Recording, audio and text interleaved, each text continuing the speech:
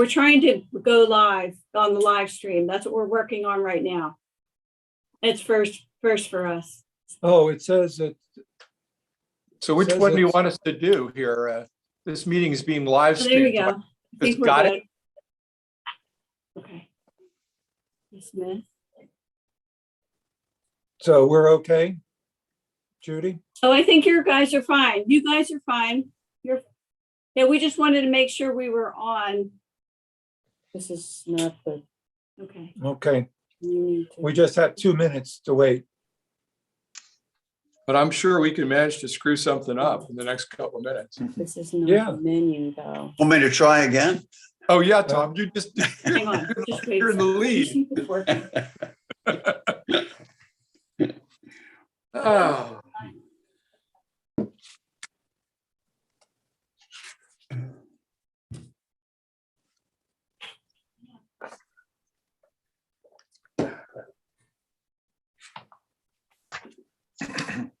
Okay, I'm back in the Zoom meeting.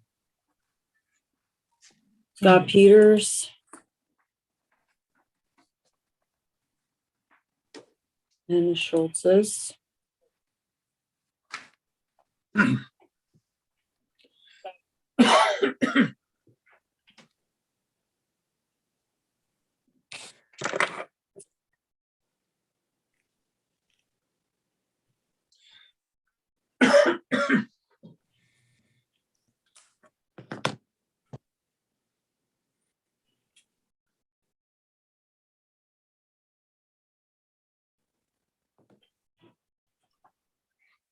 I feel like we did everything we were supposed to do, right? I'm gonna correct screen now at least. Okay, let's try that live on YouTube again.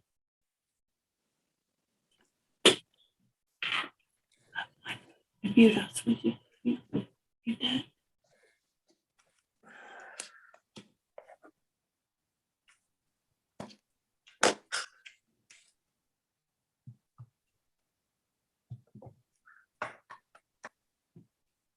Okay, I have 6 o'clock.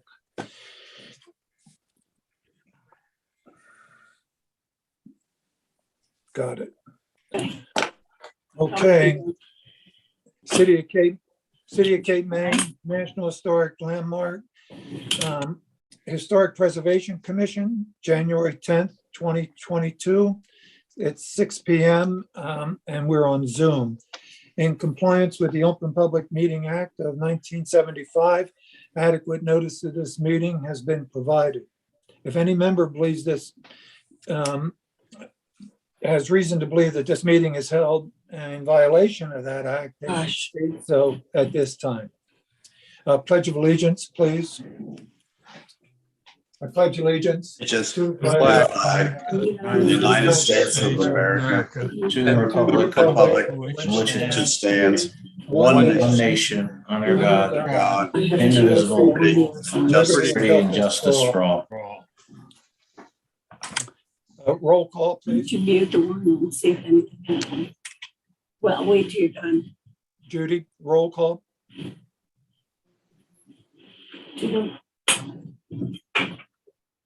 Roll call. Ms. Campbell, Here. Ms. Campbell, here. Mr. Cogswell, Here. Ms. Bisagno, Here. Ms. Wilson Stredick, Here. Mr. Testa, Here, Mr. Stevenson, here, Mr. Carroll, here, but I'm a non-voting person tonight. Mr. Copeland. Here. Yes, for the record, Tom's reappointment will happen tomorrow, and until then, he is a non-voting member, so he's going to participate in the discussions and the questions, but won't be able to vote.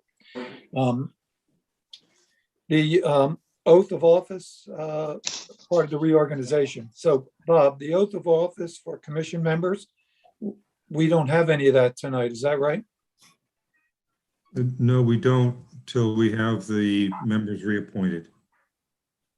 Appointment of a chairperson, do I have a nomination? Well, this is a difficult one, but I'm going to nominate Warren Copeland as chair of the HPC. Oh, thank you very much. I'll second that. Do we have a vote, Judy? You're muted, Judy. Motion by Mr. Testa. Judy, you're muted. Yes. You have to remove the mute. Audio's coming through to me, so I have a delay. I'm hearing two different audios. I'm not sure how to fix that. Well, you're on now, so, okay. So we need a vote. Yeah, one moment, please. Well, you're all right now. Not anymore.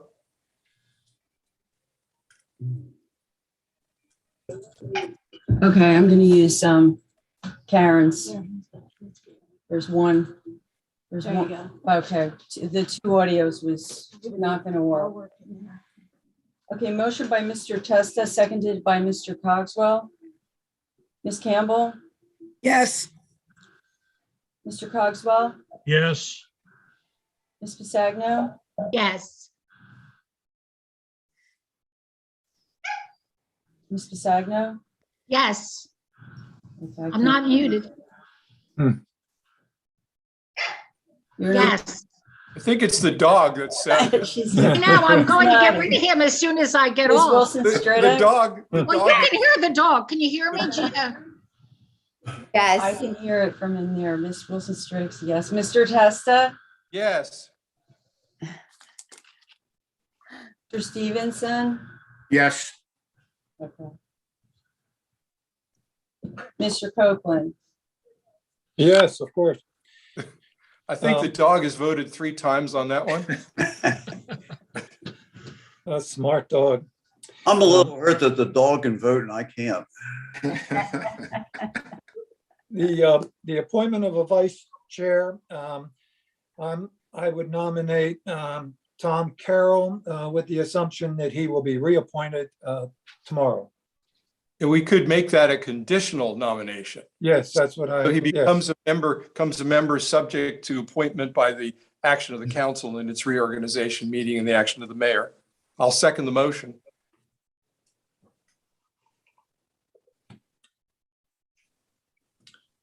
Karen or Judy, you're muted again.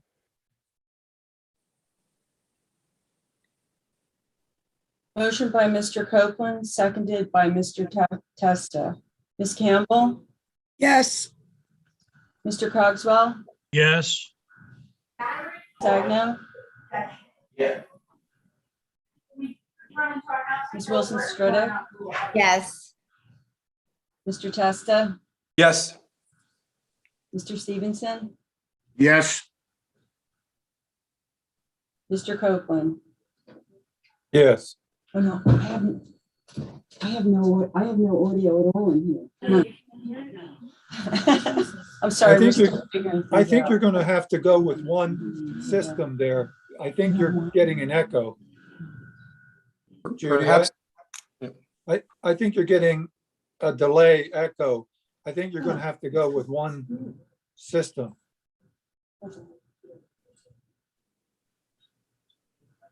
Okay. There it is. Yes, we have audio. I'm sorry. We're having technical difficulties here. Okay, I think we're good now. Okay. I was Appointment hearing- of solicitor to the commission.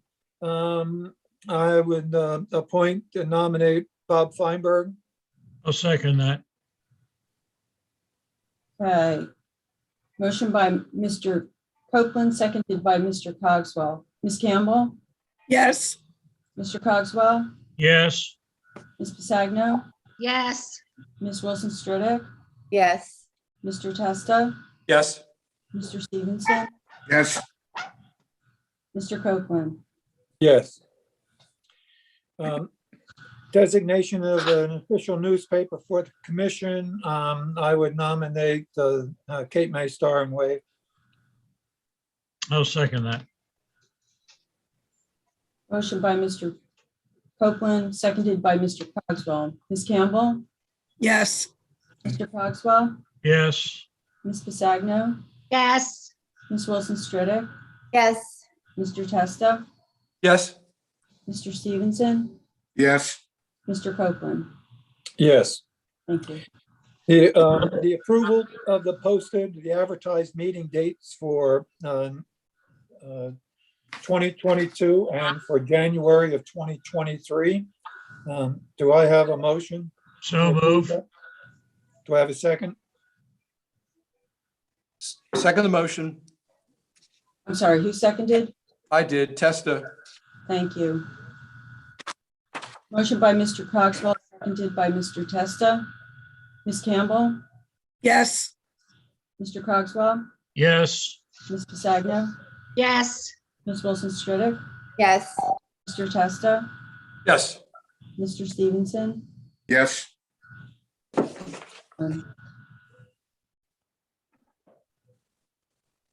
Um, um, Point the rotating review committee. Do I have a motion for that?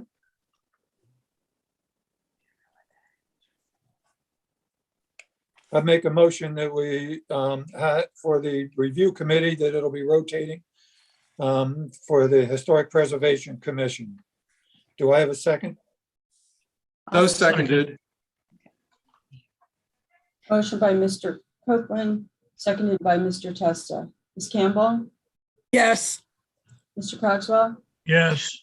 Ms. Pasagno, Yes. Ms. Wilson Stridick, Yes. Mr. Testa, Yes, Mr. Stevenson, Yes. Mr. Copeland. Yes. Resolutions.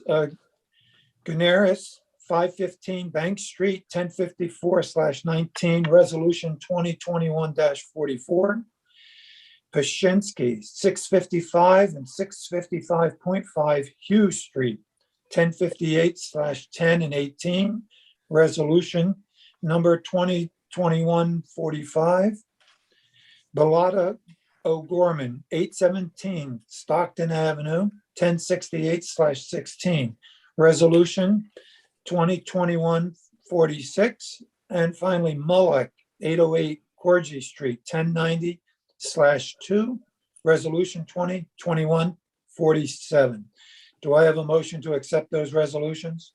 I move that we accept the resolutions as submitted. I'll Do I have a second. second? I'll second that. Motion by Mr. Cogswell, seconded by Ms. Wilson Stridick. Ms. Campbell, Yes. Mr. Cogswell, Yes. Ms. Pasagno, Yes. Ms. Wilson Stridick, Yes. Mr. Testa, yes, Mr. Stevenson, Yes. Mr. Copeland. Yes. Pardon me. Application, I'm sorry, Warren. applications approved in review. What, Karen, what do we have going now? We have the police department?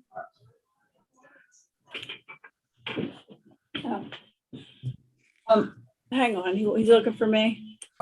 The- I'm sorry. Mr. Like, Copeland, are you Abbott here and gonna, this- Costello. Abbott and We're hearing an Costello. Here. echo here, Karen. You have a question for me? We're hearing an echo or something from the police department. It's GBO plans. But Have a question for me? Well, we're hearing,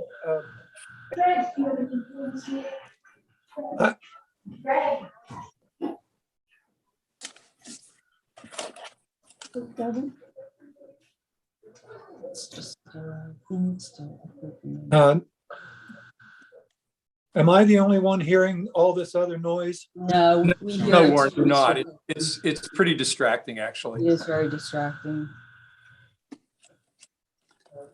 Karen is muted, so I don't know where the noise is coming from. it's GBO. No, Warren, you're not. It's pretty distracting. Is there anybody that can mute the sound? Yeah.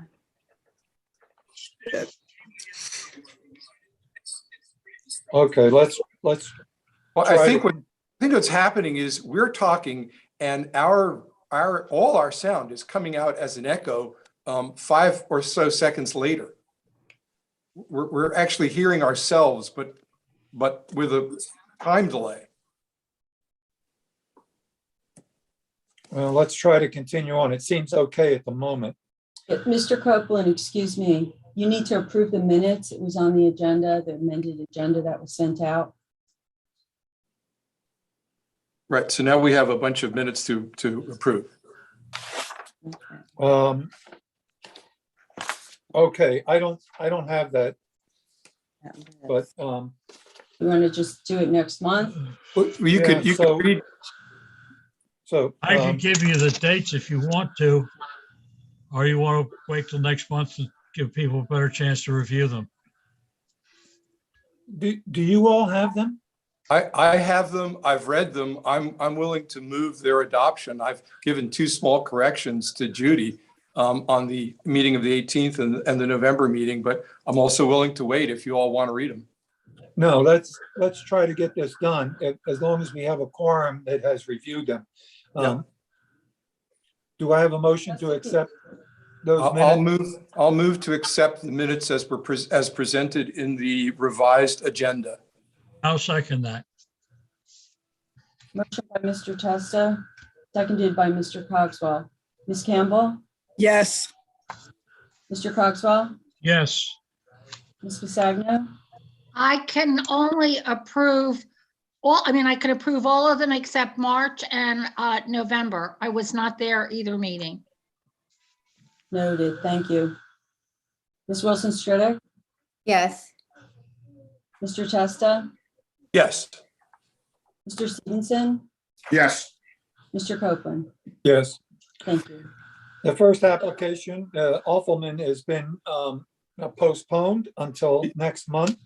We need to do the applications in review, Warren. yes. I thought we did that. No, because I have to abstain on one of them. Wow. Okay, sorry. You've all had an opportunity to look at the applications approved in review. Do I have a motion to accept those? I will move that we accept the applications as approved and review. I'll second that motion. Motion by Mr. Cogswell, seconded by Ms. Wilson Stritter. Ms. Campbell, Yes. Mr. Cogswell, Yes, Ms. Pisagno, Yes, Ms. Wilson Stritter, Yes. Mr. Testa, Yes, with abstention on Hendricks 106 Trenton Avenue. thank you. Mr. Stevenson, Yes. Mr. Copeland, Yes. Okay, so at least we're consistent. Sorry for the confusion, guys. As I mentioned, Awfulman is postponed until next month at the applicant's request. First order of business is Cape Real Estate, 18 Reading Avenue, block 1115, lot 17.01. This is a contributing single-family home. Do I have someone here representing that? I do. Good evening, Scott Peter. Applicant here point of tonight. information. Yeah, same point, I think. Go ahead. Claude. How could this be, this is a vacant lot. Yeah. How Yeah, could it there- be contributed? There are This two, is, yeah, the 2 errors. it's gotta be non-contributing. Doesn't it?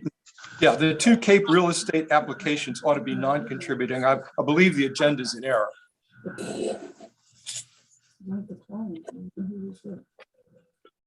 Judy, do you agree with that?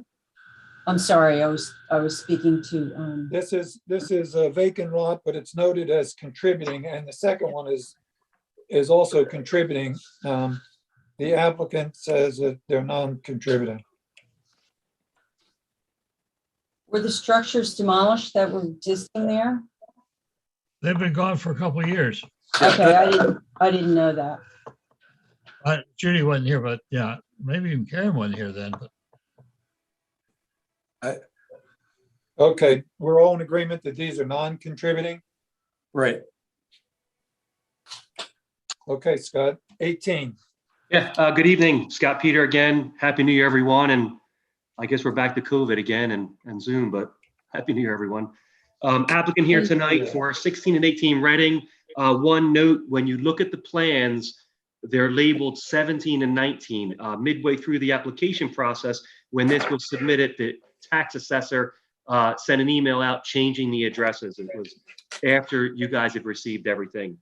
Real quick, this was a prior application for 2 townhouses. It received demolition for the existing structural and also approvals for the 2 new townhouses to be built on that site. It was at that meeting, the board and myself, we had a lot of discussion, and it was at the board's recommendation that I take this to the planning board. Although 2 townhouses were permitted from a zoning perspective, 2 singles were not. So it was at the recommendation of the board here tonight that I go to the planning board, get it approved for 2 singles in place of the townhouses. As you can see, it's been quite a bit of time. I was successful in that. So I'm back here today with the 2 single families. Speaking of the 2 single families, I took a lot of the elements from the townhouses that were approved previously and tried to kind of incorporate them into the new single families. So with that being said, if there's no questions on that, we can open, I took a lot of the elements from the townhouses that were approved previously and tried to kind of incorporate that There's the into delay. new single families. So with that being said, if there's no questions- We're gonna hear everything twice here. Karen, can you hear that twice? Do you hear the echo? Yep. Do And there's We used to nothing. call we this can a do? tape delay in case anybody Yeah. said anything bad. Well, let's try to continue on. I but do hear the echo. I feel like Go ahead, Karen. someone has the sound up. I don't know. We have no one from technical there. no. If I mute my sound, Well, does that help Well, at we- all? what we just heard was Is that Scott better, Judy? repeating, so Well, we could give it a try, Warren. Let Karen stay muted. And if she does and yeah. never comes back again, we're good. And everyone else should stay muted unless they're speaking. Can't move my finger that fast. Okay. Sorry for the confusion, Scott. You want Oh, to no worries. continue? I would remind the board, the commission members that were here before, this was the property, correct me if I'm wrong, Scott, that because of the way it was zoned, these had that ungangly connection between the 2 buildings. They did. I had several meetings with the townhouses. We've gotten that approved via HPC board. And then it was kind of at the last tail of the meetings, we said, hey, you know what? We'd rather see you do 2 singles. So I heeded the advice and went through the process, and I'm here for that. Terrific. Good. Take it away. Okay, so if everybody's okay, we can start with 18. However, the plans will reflect 19 Reading Avenue.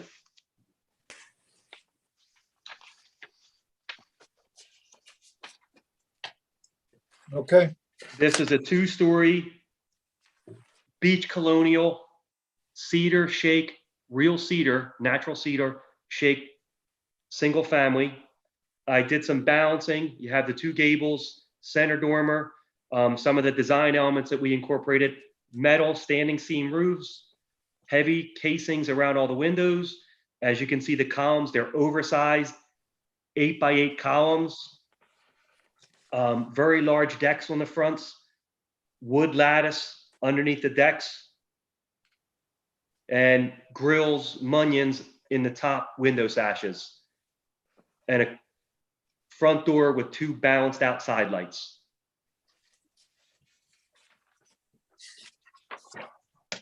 That kind of gives a brief description of what I'm proposing tonight. The siding, the hardy plank, what is the reveal? Well, no, this one I did, the next house I did hardy. This one we're doing a cedar shake. A real cedar, natural cedar shake. I'm sorry, you might be looking at, I think I thought we've got 19 was confused. 18. The cedar shake job is the one that's labeled 17 in our application, the mislabeled 17. yes, so that would be 16 on the application. And I'm sorry if I jumped it. I pulled the wrong plans, guys. Bear with me. I'll pull that one right out here and I have it. You want us to look at the Cedar Shake one? No, if you guys got, I don't want you to pull them out too much, and I'll jump right to that one. I got it in front of me here already. So we're Okay, looking you're Hardy going plank to one. 18? Yeah, I'm going to Scott? 18. Sorry for the confusion. Okay, that's fine. So yes, Warren, you're absolutely correct. This one is again, a beach colonial. This one, I'm doing a hardy plank with a 7-inch reveal. This one we kind of did because we wanted the orientation, although it's fronting Reading, it is a corner property. Orientation is so both sides kind of have wraparound decks. And on this, instead of doing oversized columns, we did pedestals and 2 columns above, which is pretty popular in the area when I looked at some of the neighboring houses. Again, we'll have the heavier casings around the window, the grills in the top sash, a half light front door. And in the gables, we did a board and batten. Scott, a 7-inch reveal is really quite a bit. It's not untypical in contemporary construction, but I think it's a little unusual for Cape May. I would be looking at a 5 or 6-inch reveal. Okay. Yeah, it's easy to do with the hardy because we can just lower each piece down. So what will it be? I will go with a 6-inch reveal. Okay, is that okay with everyone? Yeah. No, fine. All right. Do we have any questions on this application? I'm sorry, on sheet A2, Scott, are those squiggles are just intending to cross something out? On the 3 windows on the right side? Oh, no. They're window boxes with Got plants it. in them, flowers. Thank you. It's just that I could see the bottom of the frame, so. Yeah, all so right. we do them out of a white AZAC. It's paintable, and it's pretty much a window box. All right, the squiggles are window boxes. Thank you. Yeah, they're flowers. Uh-huh. Okay. Any other questions on this application? Warren, Tom speaking. On page DTL 1.0, you show ASEC brackets, and yet I don't see any place that you're putting brackets on the house, and they wouldn't even be appropriate.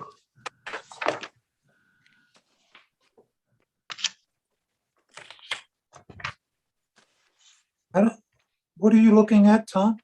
I'm looking at the page attached to that drawing, which might have been meant to be attached to the other one, but it shows a 1-inch by 4-inch AZAC bracket on page 1.0. Oh, I see it, yes. Yeah, and there's no place on this project that would call for brackets. Yeah, there's no brackets on this. I think they just took all the cut cards and put them on all one sheet in the event you were doing brackets, but there is no brackets on this house. Okay, well, that is confusing to people trying to read your plans. Yeah, I can eliminate that. All right, so putting a big X in the AZEC bracket. And And I've marked it on the official copy, so.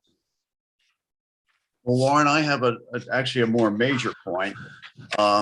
Your plan on SP 100 shows to the left of the house facing Reading Avenue, you have a driveway that ends only a few feet beyond the porch. And that means that any parking on this property is going to be extending out into the front yard, past the house, and into the front yard of the neighboring house. Now, you already on that property have a driveway that comes in on New Jersey Avenue. And it looks to me like that is being eliminated, and you are putting something in there that looks like a swimming pool. One in previous presentations, you said you were not planning on swimming pools. This would put a swimming pool very visible in the side yard of this property in a neighborhood where there's almost no private swimming pools. So I'm looking at streetscape, parking to keep it behind the house. Tom, I don't. Are you looking at the My SP? plan doesn't show a swimming pool. Yeah, that's the other plan, but this one shows a deck, Tom, on my SP 10. I certainly, I see a storage building and what mine's this open deck. supposed to be a deck. Right. But really, rather than having a deck here, potential pool, I think that should be the driveway to get cars in behind the main side of the house, not sticking out in the front yard on the other side. I mean, I don't care about where he puts the cars as long as there's no front yard parking. And I think it's clear that we're not going to be approving a pool for this house. So any inference that there is a pool has to be clearly understood. There isn't. Well, then, Scott, why can't your parking pick up on where the driveway already is on that side, which is very, very close to the right of that, a very, very historic house that is close to that, and make that your driveway and parking area. And forget a deck in that area. You have plenty of decks on the house. I'm sorry. So currently, if I'm looking at this and understanding, the current parking comes off Reading Avenue and goes along the side of the house. It doesn't quite go back that far, but that's where the parking's intended now. Well, that's my complaint. Behind the porch to the building line, you really only have about 5 or 10 feet of parking, which would hardly be one car. Yeah, I can, two things. I put the parking there because it was not in front of anything. There's a big building right next to that parking. Everything else is open. In addition, it was at the planning board, they requested that the driveways be put on Reading Avenue because New Jersey Avenue is quite busier. But I can absolutely extend these driveway ribbons to go much further back. So in the event when they do park there, the cars will be hidden by the house. You say it's next to a big building. It's next to the building that you're building right next door to it. Correct. Yeah. And that's got to be 20 feet back. So, this would leave cars parked out front. Well, Tom, if I understood Scott, he just said he could move that driveway back further. Isn't that right, Scott? So Yeah, I can move take it back? to the full length of the house. Okay. So the object here, assuming that parking that the driveway will come off of Reading as requested by the planning board, the object is to take the parking far enough back to meet the requirements of the house without there being any front yard parking. Okay. And can we make the motion also when we make it to say there is no approval here for a swimming pool? Because that would be a swimming pool, very visible from the street, along Tom, the house. I would suggest when we get to that point that the motion would eliminate the open deck. Because there is no pool presented, but the open deck doesn't make any sense there either. Okay. So, Scott, how far back can you bring this driveway? I can take it all the way back to the property where the actual house is. It's not a garage in the back, it was just a storage shed. So you'll move the shed. Yes. And what's the minimum parking required for cars? Space or amount of cars? The amount of cars required, the amount of space required for cars. An average car spot is 9 by 18. So you can get 4? I could get where they're hidden, probably 3. You'll probably see 1 maybe stick out if you start going more than that. Okay. I'm required to provide 2 parking spots off street, as far as zoning. But I feel comfortable saying if that driveway goes all the way to the back of the house, I'll be able to fit 3 cars in there comfortably that won't protrude further than the house itself. Does it for me. Okay. And you'll be able to resubmit these plans? Yes. Any other questions on this application? So I just have a question about the open deck. So why is the open deck in the back like that? Because on some of the houses, we've had requests to do this low-lying deck area, like a boardwalk. It's just a design element for backyards. And I can eliminate that and put grass on. It'd be nice if you had a nice backyard instead of a deck, another deck. Yeah, Good old fashioned backyard. yeah. Well, I can eliminate the deck. It'll make things. we've simple. agreed to eliminate the open deck. Yes. Okay. So is this going to be final subject to a various number of conditions? Now that's a Huh? question for you, Warren. Well, we will give conceptual tonight and he resubmits the plan in All right. conformance with what we've just discussed. All right.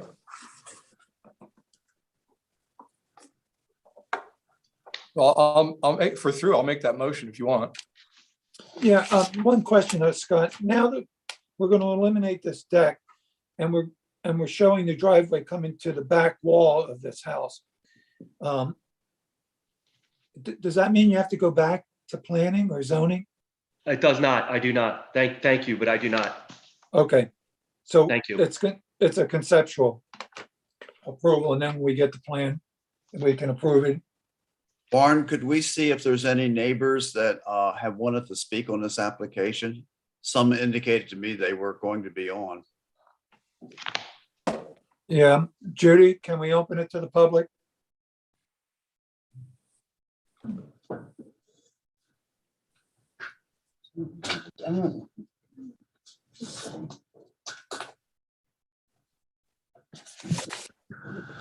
It's now 6:30 p.m. Meeting is open to the public. Please phone 609-884-9561 if you wish to make a comment or ask HPC a question.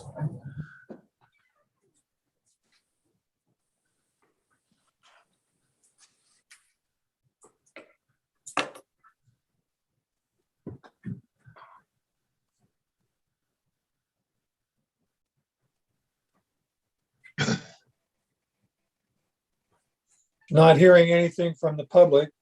Do I have a motion to accept this plan? Well, I'll move to accept the application as submitted, considering it as. I'm sorry. Shall I just pause here? I don't know. It's just the HPC.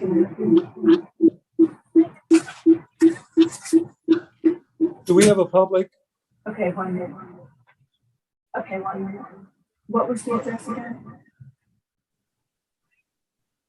Jesus. I don't Be a think long he can help evening. us. Okay, 1 minute, please. Thank you. So you want to put it on speaker? And then say, go ahead, Gloria. So go ahead. Hello. Yes, you can state your name and address.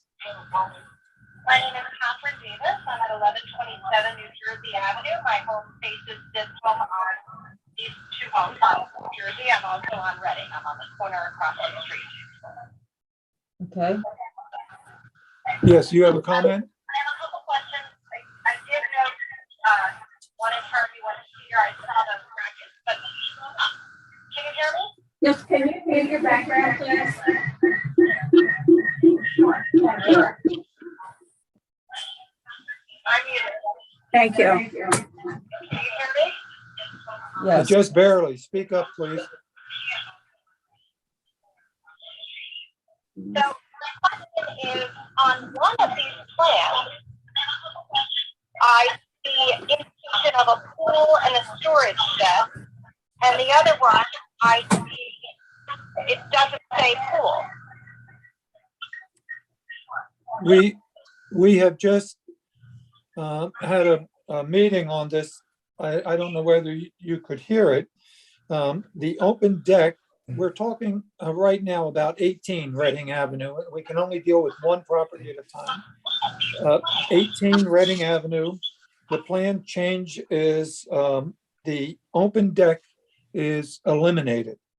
And a driveway, a little bit longer driveway has been agreed upon so that the cars aren't out in front. Do you have other questions? No approval for a pool at all. Again, No talking approval about- even for a deck. There's no approval for a pool or an open deck. Okay, and then the next one, and I will call back about the next one. Okay, we're going to, the next one is coming up after this. So, so if you have a chance to listen to the presentation and the comments, and then you can make a determination of whether you want to call. Sure. Okay, I will also add for both of these homes that we had to have a parking space for every bedroom. And I think these have 4. So I just wanted to add that we were required to do 1 spot per bedroom. I don't, I just want to make sure parking is a tremendous problem on a summer day. I often, if I have house guests, have to park 3 blocks away. So it would be beneficial not just for me as a neighbor, but for whoever is staying in this house, if they have enough parking for the house. we, on this property, again, we have extended, the applicant has agreed to extend the parking all the way back to the other side of the house, which would provide 3 off-street parking. And then I believe there's 2, But they have 5 bedrooms. and there's 2 street parking.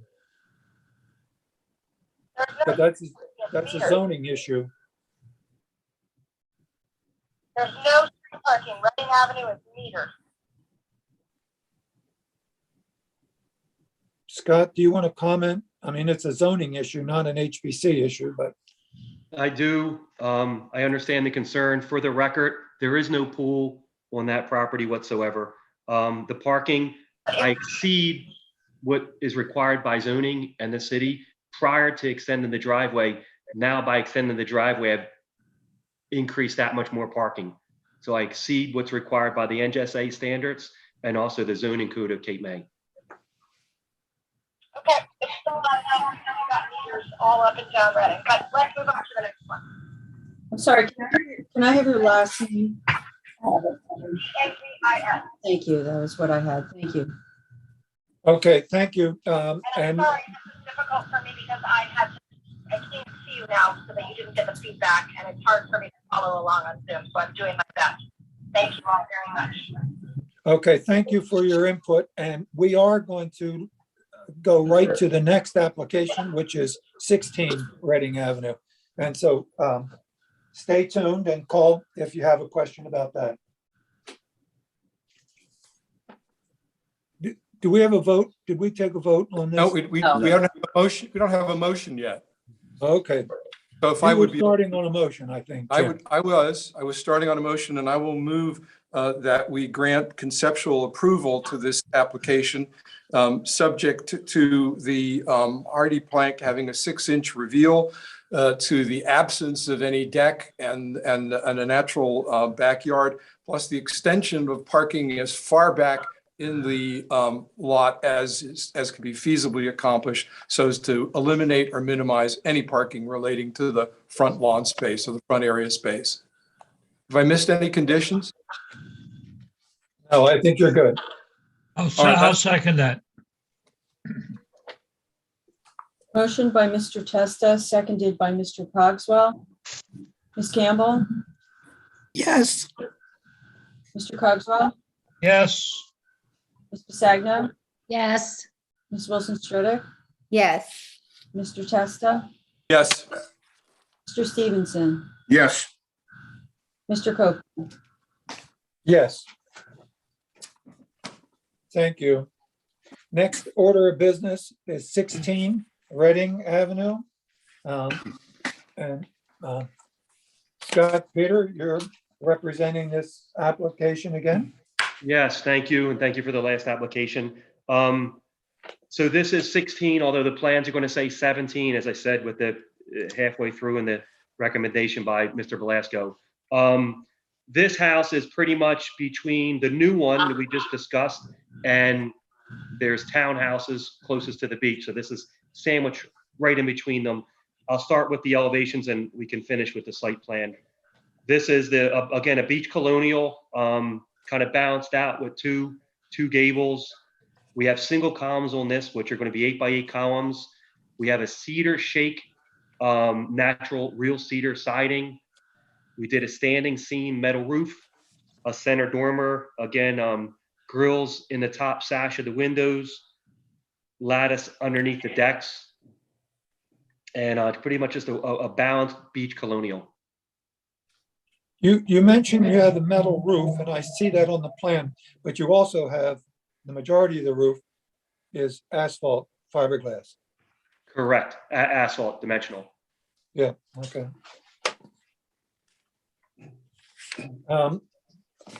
I presume we're gonna have some questions about the pool on this. Yes.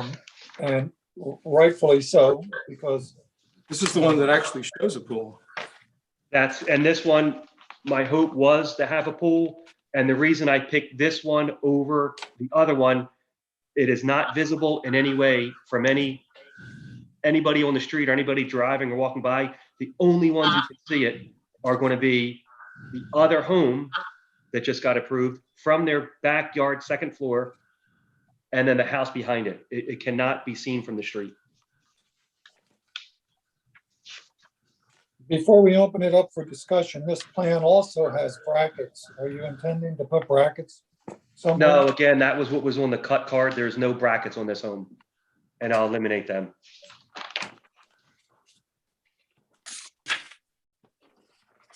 Open it up to the commission for discussion. Anyone? Scott, on some of the houses that you've done, particularly on Washington Street across from the Physic Estate, you, with a low porch like this, you have not done a porch railing. And, you know, it really makes the whole porch seem a whole lot more open. And because you are planning on a vinyl high railing on this, which is very out of character in the neighborhood, even though it's required to have it that height, why don't you do this one without a railing, but also maybe just build up the flower beds a little bit so that you have the height below it that is not requiring a railing on the front of the house? I agree. It's often hard to tell the height of where you're going to end up because, you know, it's all based on flood and first floor. I don't anticipate this site needing railings, neither of the houses. I did put them in the event I need them. If they don't require railings, or I can absolutely berm up the landscaping, I do that. It's just sometimes you're right on the cusp, and this was on the cusp. But I can go on the record and say if it's anything below that 36 inches, even with a 6 to 8 inch berm on the landscaping, I won't intend on putting railings in. Okay.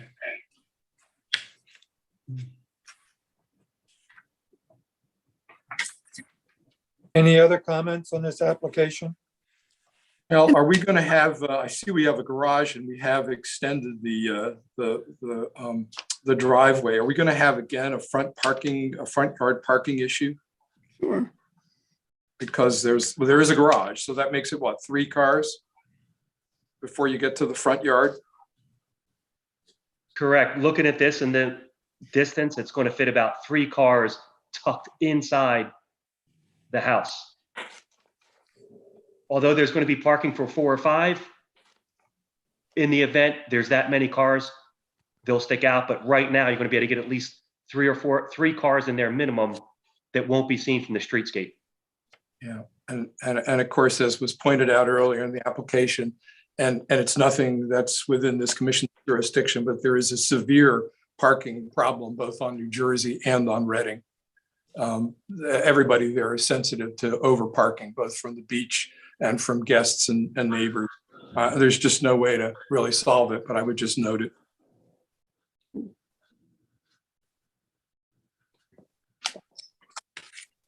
Warren, if I can, I'm looking at A2.3, which is showing the left side elevation of the house.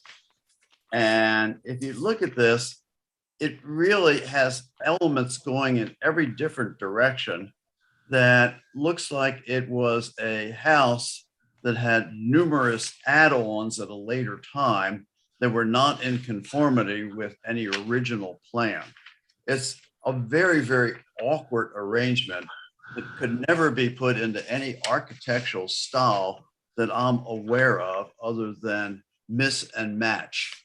And and this is the side that's facing the ocean, very visible. And I really think it's, and if you even look at the backside of the house, you can see why it's so out of balance. There's a tower going off of one side here. I think the house is terribly out of balance. And I really don't remember looking at anything like this when this was presented to us before. Well, certainly the townhouses didn't look like that on the side, right? No.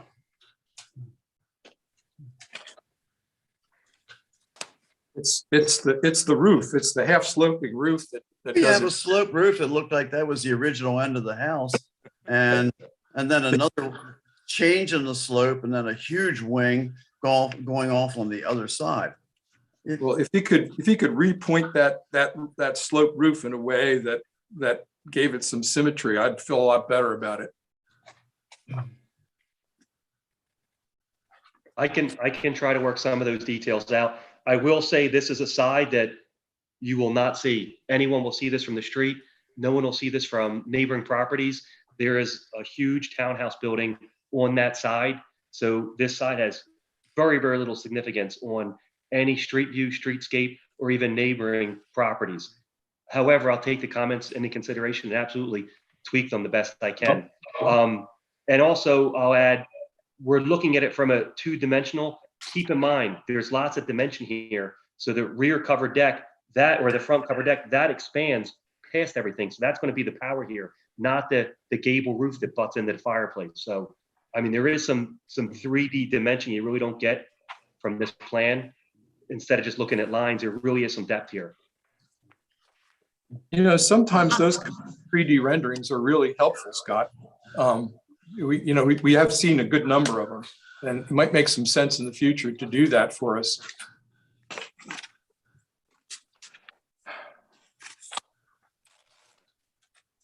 I definitely disagree that this is invisible.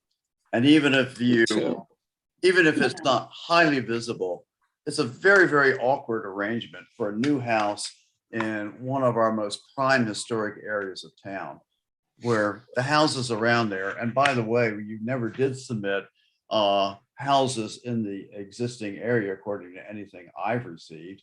I think most of us know them pretty well around it.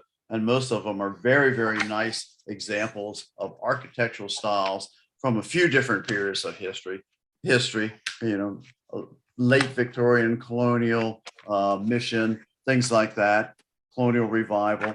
But really, it's a mishmash of details, particularly on that side and the back of the house, which are visible. I can rework some of these and balance them out a little bit. I'm not opposed to that at all.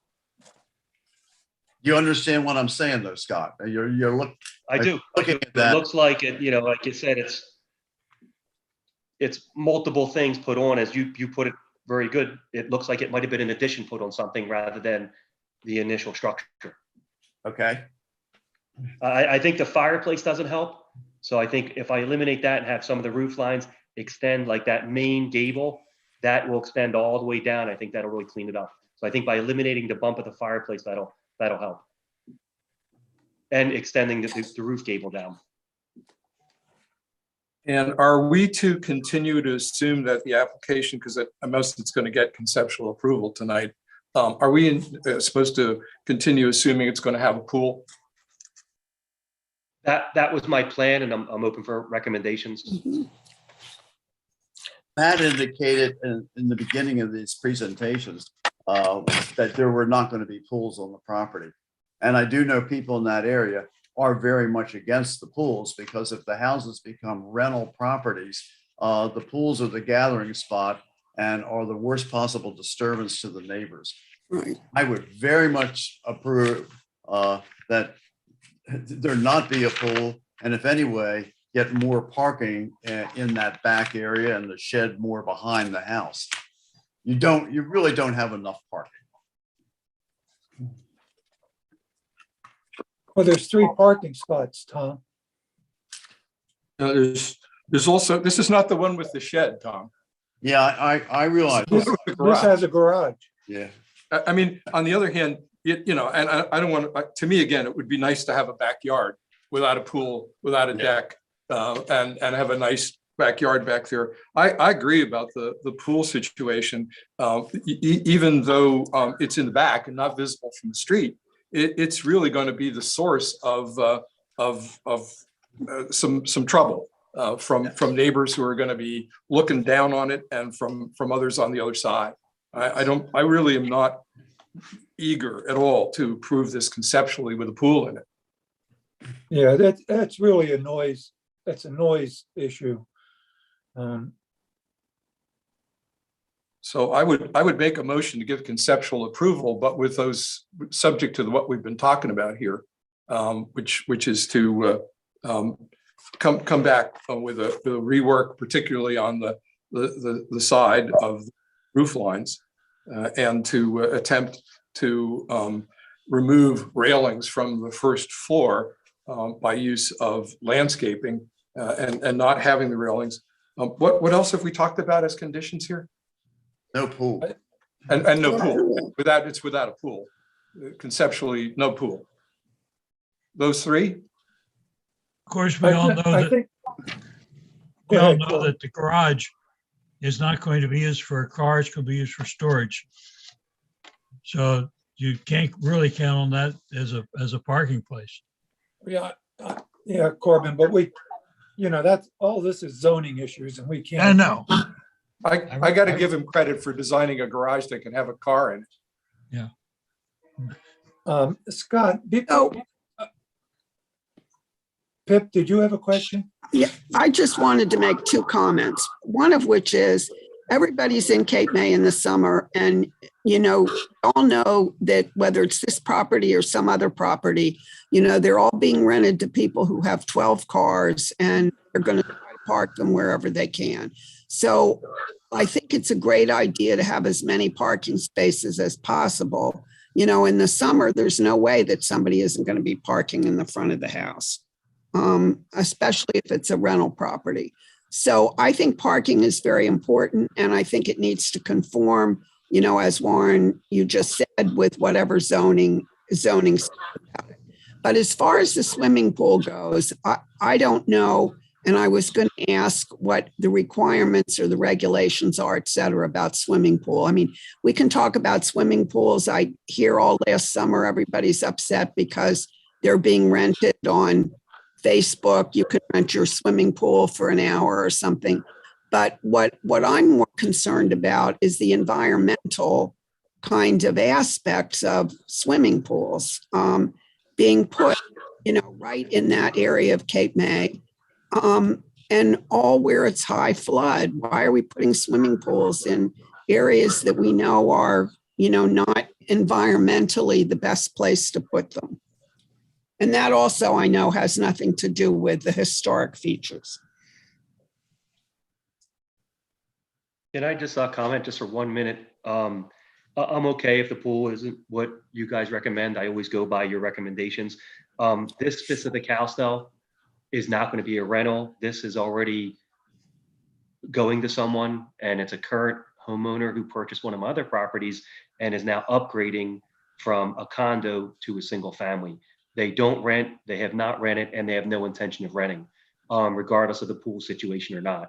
So I just want to mention that it's actually a smaller family. So I don't think specifically to them, there'll be a parking issue for their home or their family. So I just want to go on the record and let you know that. Of course, Scott, we don't know what the future holds. So the current owner may be very sensitive to environmental issues, but when the house is sold, who knows what's going to happen. I would add, which we've talked about, if you're willing to eliminate the pool, and the fireplace, because that fireplace just hangs out, and that's very contemporary style. You wouldn't see that in our period of significance. Before we explore that, Jim's conceptual recommendation, what is the elevation of this house? Because when you look at this roof line, if you try to change it, it will increase the height of the property. Yeah, so this is, and it's hard to tell from this picture, but this is pretty much a 2-story with an elevated dormer, and that's where that secondary comes in. That area is really far away from this house, as far as like where you see this gable. That other area behind it is much, much further away. So it's not like they're stacked on top of one another. And what is the purpose of this, of the roof angle changing over the end of the Because run? it's pretty much a big dormer that comes off. Right. You have the main, you have this kind of reverse gable by the fireplace where the peak is just to the left of the fireplace. And then you have the dormer, which is pretty much another room to the left of that, and that protrudes out. But that's about probably 12 feet away from the main reverse gable. To the left of the fireplace, that peak, that other dormer is about 12 feet away, pushed in. Yeah, but why is there a break in the roof line? Because I didn't want to, I could have done 3 stories and consumed all that space, but I was trying not to do a big 3-story home. No, I think I'm not communicating clearly. If you look at the roof on the fireplace side, we're looking at A2.3. Yep. And you come down that left side of that roof, and then it gets down towards the end, and then the pitch changes. Oh, yeah, I think that was just another extension of the house, but a different part of the house. So it just changed, so it wasn't just a straight line. But I can carry that straight down, and that was my plan, to eliminate that. Yeah, so if you can eliminate that, the other issue is if you could change the pitch a little bit, if you do have a height problem, to change that roof line. You have a pretty good pitch there. What is it, 12? Yeah, that's a big pitch. On the back covered, on the front covered deck? Or on By the, the fire. by the still- fireplace? still- Okay, to the left of the Yeah. fireplace. I Yes, can do that, yeah. Warren, earlier you mentioned a 3D rendering. Now, I, of course, compared to the rest, you are relatively new to this. Would that be possible for Scott to produce one of those? his architect could produce it. It might make things simpler because he is right. We're not looking at this in total perspective. We can't. No, there's a lot of depth Right. that you have to imagine. Scott, your reaction to providing a, I can see what I can come up with. I mean, that's quite an undertaking for a 3D. I can probably get a color one that'll really show a better perspective. I think that might be a good option if that's, workable. I think where we are with this, because there's a number of changes. I think we should probably revisit this next month so we have a resolution. I'm okay with that. It'll give me time to put something together for the next meeting. When you say revisit, you mean motion to table or you want to do conceptual? No, I think we should table it. The problem with a conceptual is Scott will conform to what we asked for, but the fact is that there won't be a real resolution to that. It'll just be the conceptual piece. I just think to err on the conservative side. So I'll be happy to change that to a motion to table, but you also, I think, that other public comment that we were going to wait for too? Yes. Yes, when we're done our discussion, I'm going to open it up to the public, which I presume is where we are. Any other comment? I Lauren, just have one. Lauren, I Excuse me? would just like to say, the thing that's really throwing this thing so out of balance is the third floor main bedroom and bath that is creating this tower off the back and the whole house going all out of balance in the back. Scott's saying this is selling to a fairly small family that won't need all this parking. And yet it's a 5-bedroom house. If this huge section off that back would be eliminated, that would in fact give a real ability to make that back flow into the receding roof that he has on one side of the house. Can I comment? Yes. Tom, well, when I did this design, I wanted to be cautious not to do this towering structure. Every house on that block and every house in that area is 3-story. I was very cautious not to do this massive 3-story home because I didn't want to do that. So I made it 2-story in the front, and then it's got a 3rd floor dormer. I can scrap this and go back. I'm permitted by zoning, by the bulk variances, do with a full 3-story building. That'll balance this thing out. But I didn't think that would be, it's often hard enough to get people on board when you're building something new. So I'm always cautious to the neighbors. Although every neighbor and every home is a 3-story home there, every one of them. And the volume, some of them are upwards of 6,000 square foot. This house is probably about 2,600. So that's why I did that. I wanted to be cautious and say, you know what, from the front, it looks like a beach, 2-story colonial, but in the back, I got a little bit more room out of it. But again, I can go back and scrap this, and by all Burke requirements, these are massive lots, and do a 3-story building. Thank you. That's what I'm getting at is I chose to do that, although it's a difficult and a little odd of a design when you look at the balancing from the back. From the front, it's a modest house. Right. No, and I agree. And I think you've tried to make adjustments from our prior meetings when the two houses were stuck together. Let me open it up to the public. Judy, can you open to the public, please? It's now 7:05 p.m. The meeting is open to the public.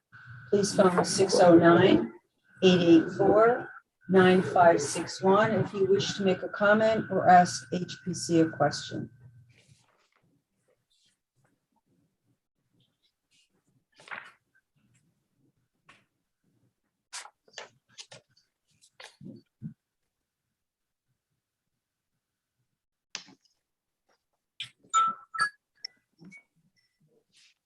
Hi, this is the HPC. Can I help you?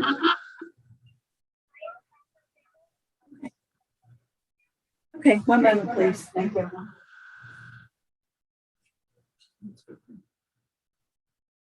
Go ahead. Hi, Catherine Davis again from across the street. Thank you all. Can you hear me? Yes. Okay. I have a few notes, some from the meeting and some from the plans I saw. But I would like to, for the record, a guarantee of who is there now is not a guarantee of the future. I look at myself as a steward of my home. I may not always do it, but I would like it to look a certain way in the future. So I think we have to kind of discount that. Who the hell knows who will be in it in the future? But also these are not large homes. These are all large homes. My home is a very large home. These are 2 large homes that we are looking at here. All the houses on New Jersey Avenue across the street from this are not large. My neighbors have a craftsman-style bungalow next to me, quite low. The house just directly, if you're looking at New Jersey to the left, is 2 stories, 3rd-story attic. Some are tremendous, but some are not. But these 2 homes are, mine is. So I just, for the record, wanted to say that. My main issues with this, to say that no one can see the pool, from my understanding of the drawings, from every room in the front of my house, look directly at this pool. If there's an open driveway, my house is high, I would look at this pool and secure this pool, which I know you're hopefully not approving, because you have a high condo in the front and then the White House the walls. You know, we sit outside every day, all day. I would look at it, I would hear it, as would my neighbors, as with that lighthouse directly next to it. I think it's false to say no one can see it. Were you able, excuse me, I look right at it. excuse me for a second. Were you able to hear the discussion on this property? I was. I just wanted to go on the record about this pool that is probably going to be redrawn and not exist. The applicant has agreed to eliminate the pool. I'm sorry, could you say that again? The applicant has agreed to eliminate the pool. Wonderful. I just wanted to go on the record saying that I am very much for that. I cannot see the back that you're talking about, so I cannot address that. Again, the pool and the parking for both of these structures, I'm just going to keep coming back to. I am aware that he could go higher, so I am happy he has not.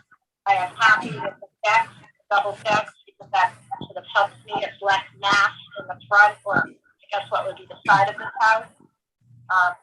But I just want to go on the record about the pools and the parking again. Second time. Okay, thank you. Other comments? Question. So this will come before the board again. There'll be another chance for comment, or it will just be submitted and go through with the conditions that you have mentioned. No, this will come before the commission. I presume next month. Is that right, Scott? That's correct. So it'll be in front of the commission again. Great. Thank you all. I'll be happy to share my contact if they want to, if the folks on the phone want to reach out to me, and I can send them plans prior to the meeting and I can get their feedback if they want to reach out to me at some point and get my number. Thank you. So with that, we have a motion to table. Well, yes, if I could get the echo out, I'll make the motion. Recognizing though that motion to table opens this up to all kinds of redesign. I will make that motion subject to the applicant waiving the statutory required period. I waive the period. I'll second that.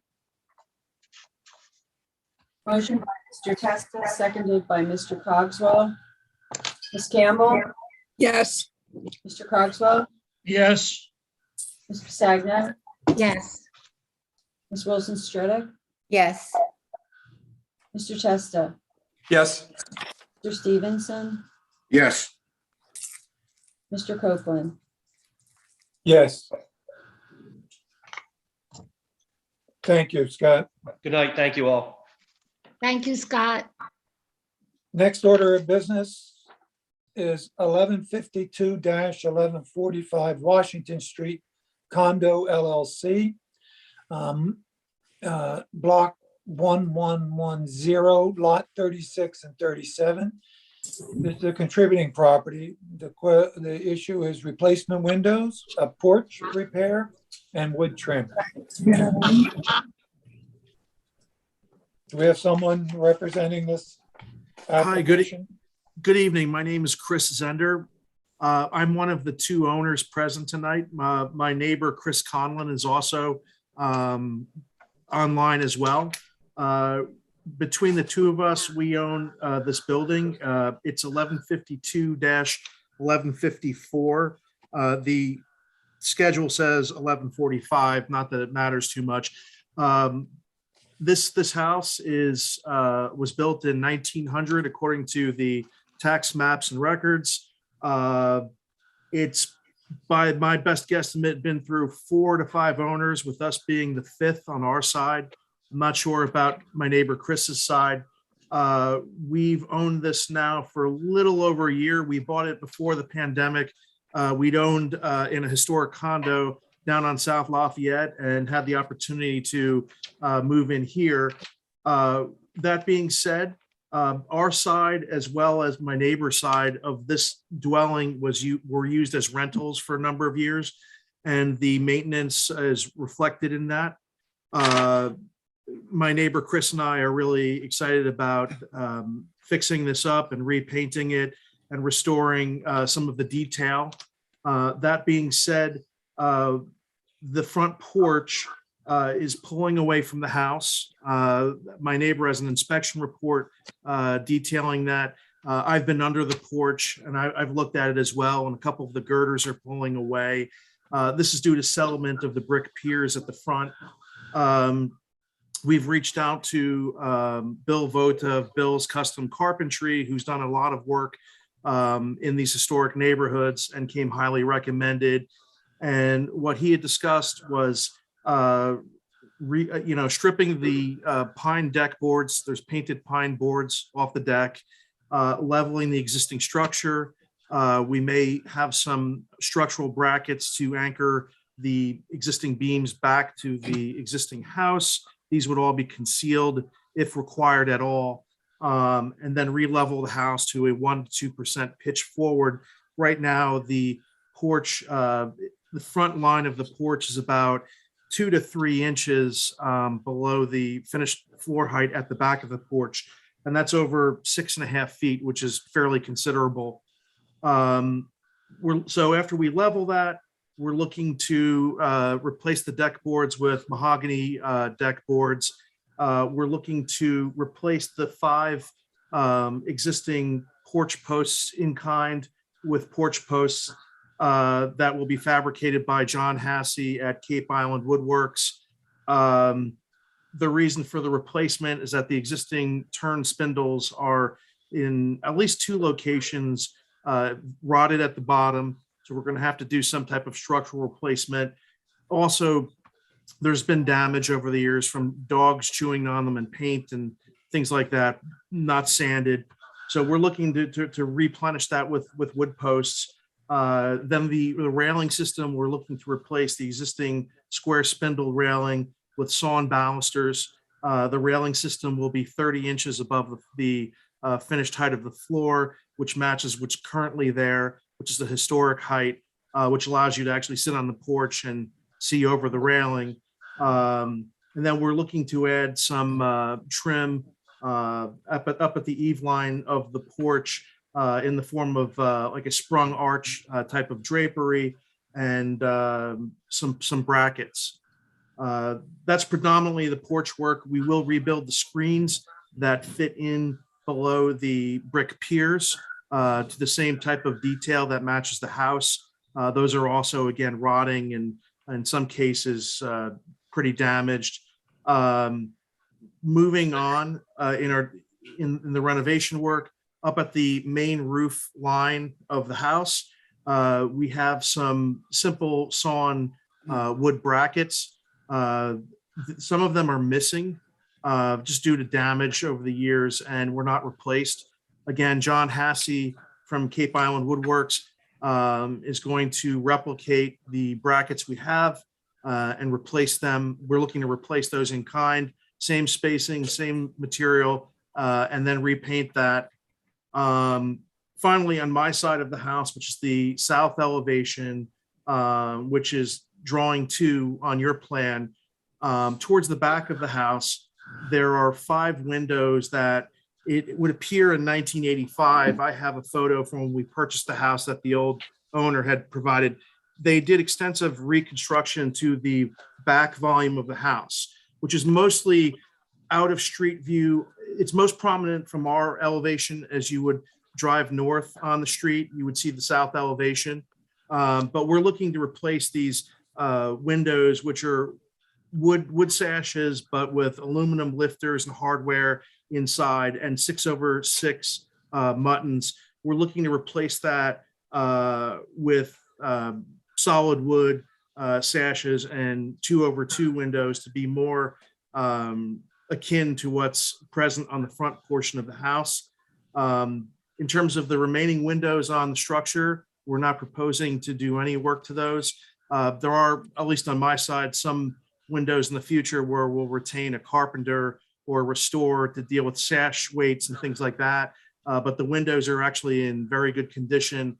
They've been protected over these years by storm windows. So when we repaint the house, we're going to look at the condition of those and clean them up a little bit. That's it.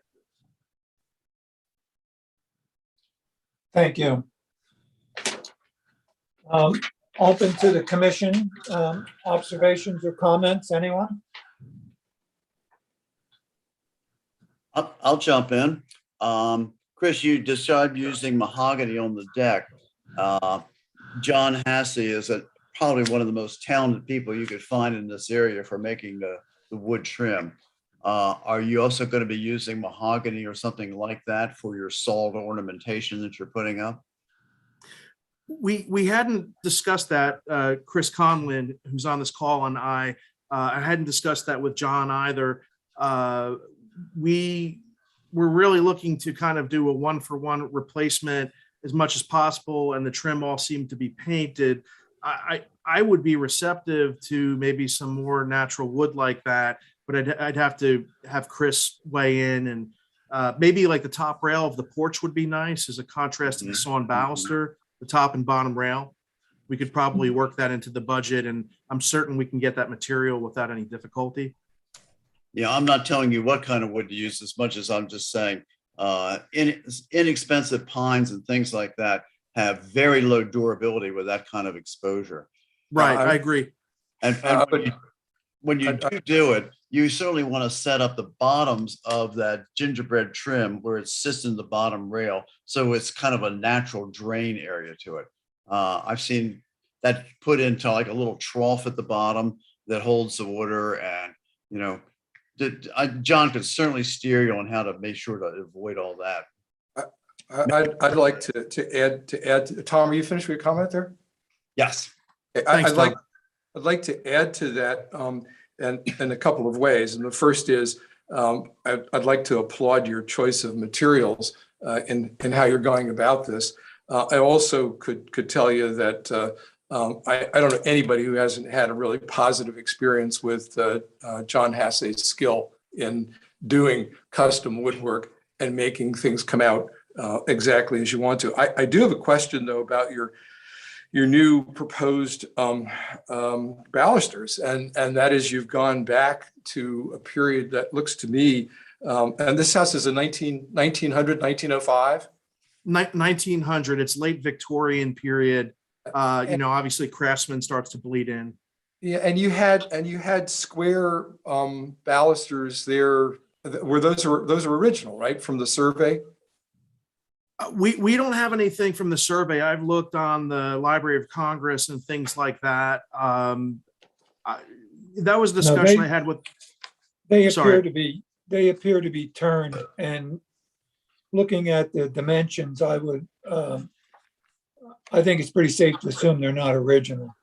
So I mean, my only question was why you would not go with just square, simpler balusters in place of the really ornate sawn stuff. Obviously, to me, it just seemed like the plainer features of the house dictated that you would use square ones. But I don't no objection to your using the more ornate ones.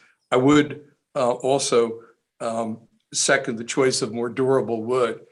You're gonna find that unless you use a more durable wood and protect it, whatever you're going to use is going to have a pretty short life. So the mahoganies are a pretty good choice for that.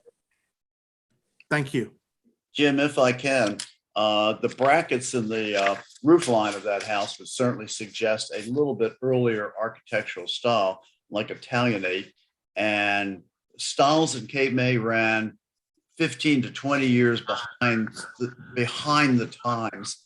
I mean, we were doing Italianate one Easter popular. So no, I know even up to the First World War. You begin though to see as historic development took place, at least here in the East End, that styles changed a lot after the turn of the century, and to things like colonial revival and stuff like that, where you had symmetry and what have you. I was just curious about what the original balusters were, and certainly looks fancy to go back with the sawn stuff. You're going to have a little less room than you think to look through them, but that's your choice. The survey that was done for our reporting does indicate that the original balusters were square balusters, which could be about that time when they were going less fancy to. I thought so, Corbin. I really thought so. To the turn of the century to 1910, 1915, you saw a lot of square stuff going on. But you know, John's excellent in making any kind of balusters you like. Oh, yeah, John does great work. Yeah, we've developed a relationship. He knows how to scratch my itches, if you will. I've enjoyed working with him on this project, and you know, I think we've assembled a good team. We just wanted to make sure that we had your input and you know, hopefully approvals before we proceeded. Do we have any other comments? Because I would agree, we want to be supportive of doing some extra work to try to make the houses look appropriate. I'm not sure that all the sawn balusters that you're planning and the issues at the top of the porch are appropriate for this style of home. I'm not suggesting I would vote against it, but I think it's a fair question to ask some of the other members whether it is appropriate. Also, you have turned porch support, and if you go with a square railing system, the porch support and the railing system should be match in style, and I don't think it would match if you just went with a square railing system and then kept the turned porches. But I'd be interested in some other members of the Historic Preservation Commission. I can show you hundreds of feet of those work that are both round columns, square columns, and square balusters. It wouldn't necessarily have been built that way. Oh, they were. Well, I would have to see evidence of that. I mean, I not only did I use this as a guideline, but I also used the historic catalogs. And at this period of time, there were competing styles, and on a vernacular house like this that wasn't, you know, volumetrically sophisticated, this was where they, you know, tried to express their individuality. And I understand if you're talking about the purest forms and some of the strongest examples throughout the township, where we're going with this. But on these homes, it tended to be a little more liberal with how they applied, and there was a mix of things. We also did reference, took a lot of photographs of buildings up and down the street, as well as some of the more historic corridors, you know, to make sure we were doing something that was compatible, not just with our neighbors, but with the corridors at large. Well, I was supporting your materials list because you have in there to replace them with a chamfered wood post, which would be appropriate with the railing system that you're presenting. Any other comments? Yeah, I was kind of wondering about the turned posts, as whether they might have been a later replacement. And It looks, they look like a manufactured product. And in fact, the whole porch railing looks very contemporary. I mean, you wouldn't see spindles that small in 1900. I mean, they'd probably be 2-inch, where these appear to be an inch and a quarter or something. But at any rate, if there's no other comments, do I have a motion? Just one more comment, Chris and Chris, either now or sometime in the future, shutters on the windows on the front of the building, the front 3 sides of the building, where you have the long, tall windows, would really be something that would be very appropriate and really help finish out so much of that empty space that's left out there. Tom, you just made my neighbor Chris's evening, because I was concerned that that would be going too far with this application, and we didn't want to push things. I'll let Chris talk. Yeah, we agree that the shutters would fill that empty space in along the But sides and front. Yeah. Nothing tickles our heart like wood shutters. As I long agree. as long as they're appropriate to the size of the window and look like they would close completely. Yeah. Yes. Right. And while I have all of your collective brain power here attending to this, my hesitation with proposing the shutters is on the front elevation, the second story bedroom windows to the far left and the far right. We obviously want to have roughly a panel width on the shutter that's about half of the window. And it's tight. I think we'll be right up to the corner board. If you're receptive to that, I would love nothing more than to pick out some shutters and add them to the project. By the time the shutter comes in over the molding of the window, so it would close in place, I think you would find that would fit pretty well because the windows are pretty thin. I mean, again, I don't want to speak for Chris, but I think he's going to leave here very happy tonight if we can have that. I know my wife will feel that way too.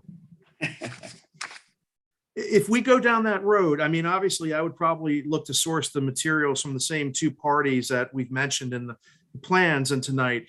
Would there be any further paperwork that you'd require in terms of review? I think we should just add that to our motion that appropriately placed windows, preferably louvered since they're on the second floor. That was going to be my next question, open or closed. So louvered would be the preference. Yeah, solid on the first floor, security, and louvered on the second floor. All right. Relation. We will need a submission of that. Once we go through the motion and assuming it's approved, we will need a design plan for the shutters, the size and the design. Can we do this by making a motion for final and then add that as conditional, a condition for submission and review committee approval of that? Yes, I think so. Well, any other comments about a motion? I've been making them all and Tom can't make any tonight. So someone else please make the motion. You do such a good job. Right. B, why don't you make a motion? If I can remember it all, I move to approve this proposal contingent upon the shutters being part of the review process. Did we agree to anything more? I think we're willing to give him his choice of balusters, however he wants to do it. Yeah. I mean, All right, with the choice of balusters And the windows. and windows, but the shutters have got to be approved in review. Is that what you'd like, Warren? Yes. Oh, Second. terrific. Now, Corbin, you can second it since you I put me in did. the spot like that. All right. Can I make just a maintenance suggestion to you for the mahogany deck? Yes. I had two houses with mahogany decks, and I found that the easiest way to maintain them was using a teak oil, which you go to your local marina and get. And what is that called? Teak oil? Teak oil.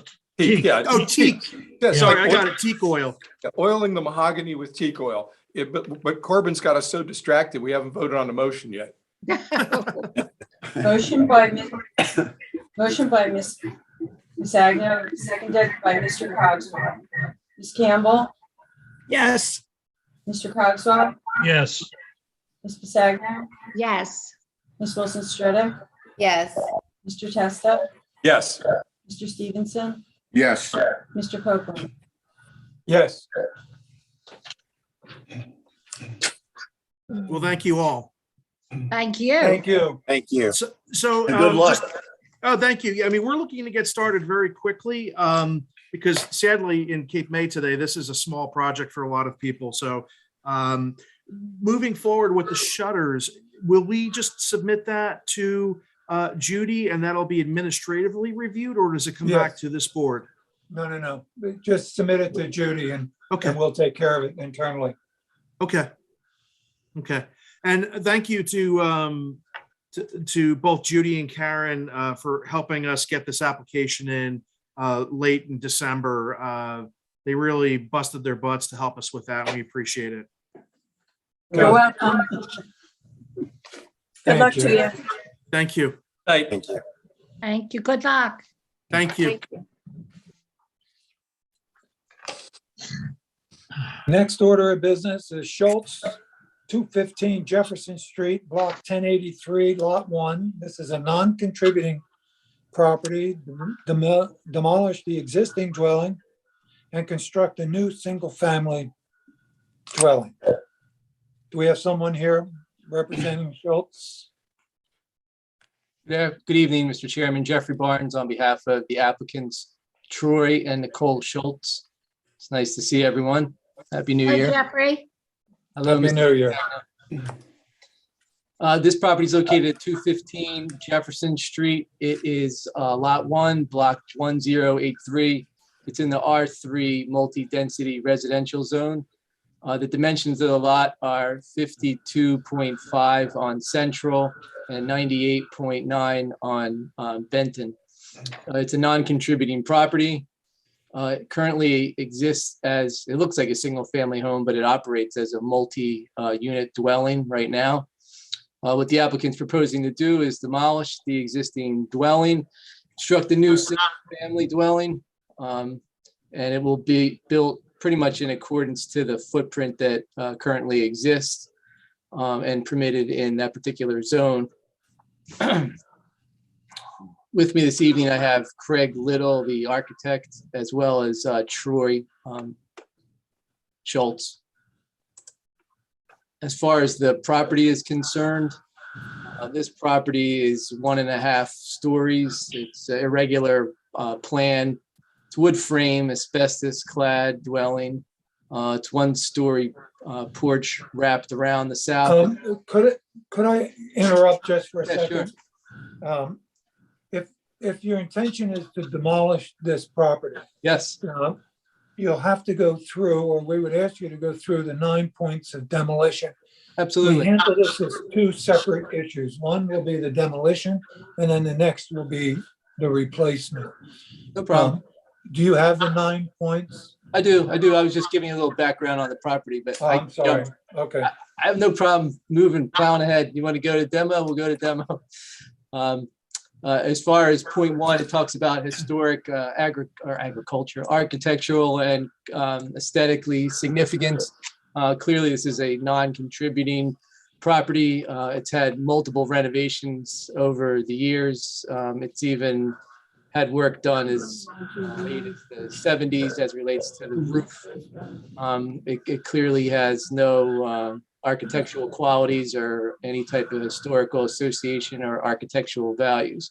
Number 2, the potential use for those purposes currently permitted. In this case, we're converting a multifamily dwelling that is deteriorating in nature into a single-family home in accordance to your guidelines. As relates to the importance of the municipality to the extent which is historically are architecturally valued. Based on the historic report that's been generated, the removal of the building or the structure would not be detrimental, but instead the opposite would probably be more appropriate for what's currently surrounding that area. As for number 4, the building itself, and you can hear some testimony on that if you'd like, is it's falling apart at the seams. It's not even really on a foundation. It's lopsided. It's deteriorating to the point that it's almost probably not even habitable. As it relates to number 5, retaining this building will not increase property values. It won't promote any type of business, create any new positions, attract any tourists, students, writers, or the rest of the requirements that are set forth. And number 5, as it relates to number 6, the removal of the building will not impact its removal upon the historic district, and you can see that simply by the report itself. As far as the structure, as I indicated earlier, it lacks any soundness or integrity. And as far as an economic feasibility, to try and rehab this would be a pointless task. As far as compelling reasons to retain the structure, there are none. And lastly, the new structure will be visibly compatible in accordance with the standards set forth in your regulations. So there are your 9 qualifications. Thank you. Do I have a motion? On the basis of the testimony, I would move that the commission grant a certificate of demolition for this property that clearly needs to rest in peace. Do I have a second? I'll second that motion. Go ahead, Janice. I'll second the motion. Motion by Mr. Testa, seconded by Ms. Sagno. Mr. Campbell? Yes. It was seconded by Janice Stridick. Oh, I'm sorry. Sorry. That's all right. Motion by Mr. Testa, seconded by Ms. Stritter. Mr. Cogswell? Yes. Ms. Bisagno? She's muted. You're muted, B. Yes. Thank you. Ms. Wilson Stridick? Yes. Mr. Testa? Yes, yes. Mr. Stevenson? Yes. Mr. Copeland? Yes. Okay, Thank you. thank you. Now, did you want to present a conceptual design? We have I see a lot of submission here, but I don't see a plan. There are plans that are attached, Mark. At the very back end, after the huge materials list. Oh, I see it. Sorry. Hey, Warren, could I ask our attorney just a question that might not come up too late?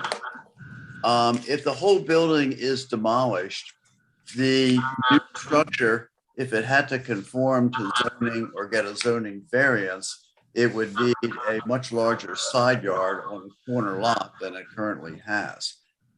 Bob, would you agree with that? If the building's gone? I don't think I follow the question. Well, right now, it's a corner lot. And a corner lot has to have a 20-foot setback. And the side yard on the street is also considered as a yard requiring a 20-foot setback.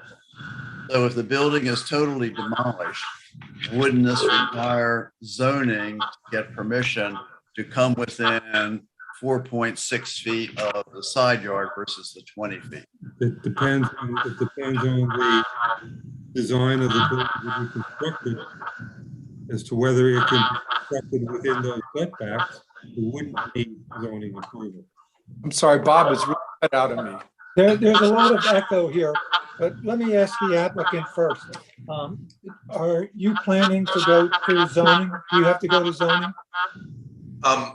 We actually called the zoning folks up there and they advised us that we were only required to have one 20-foot setback and that would have to be on the Jefferson Street, since that's the address of the home.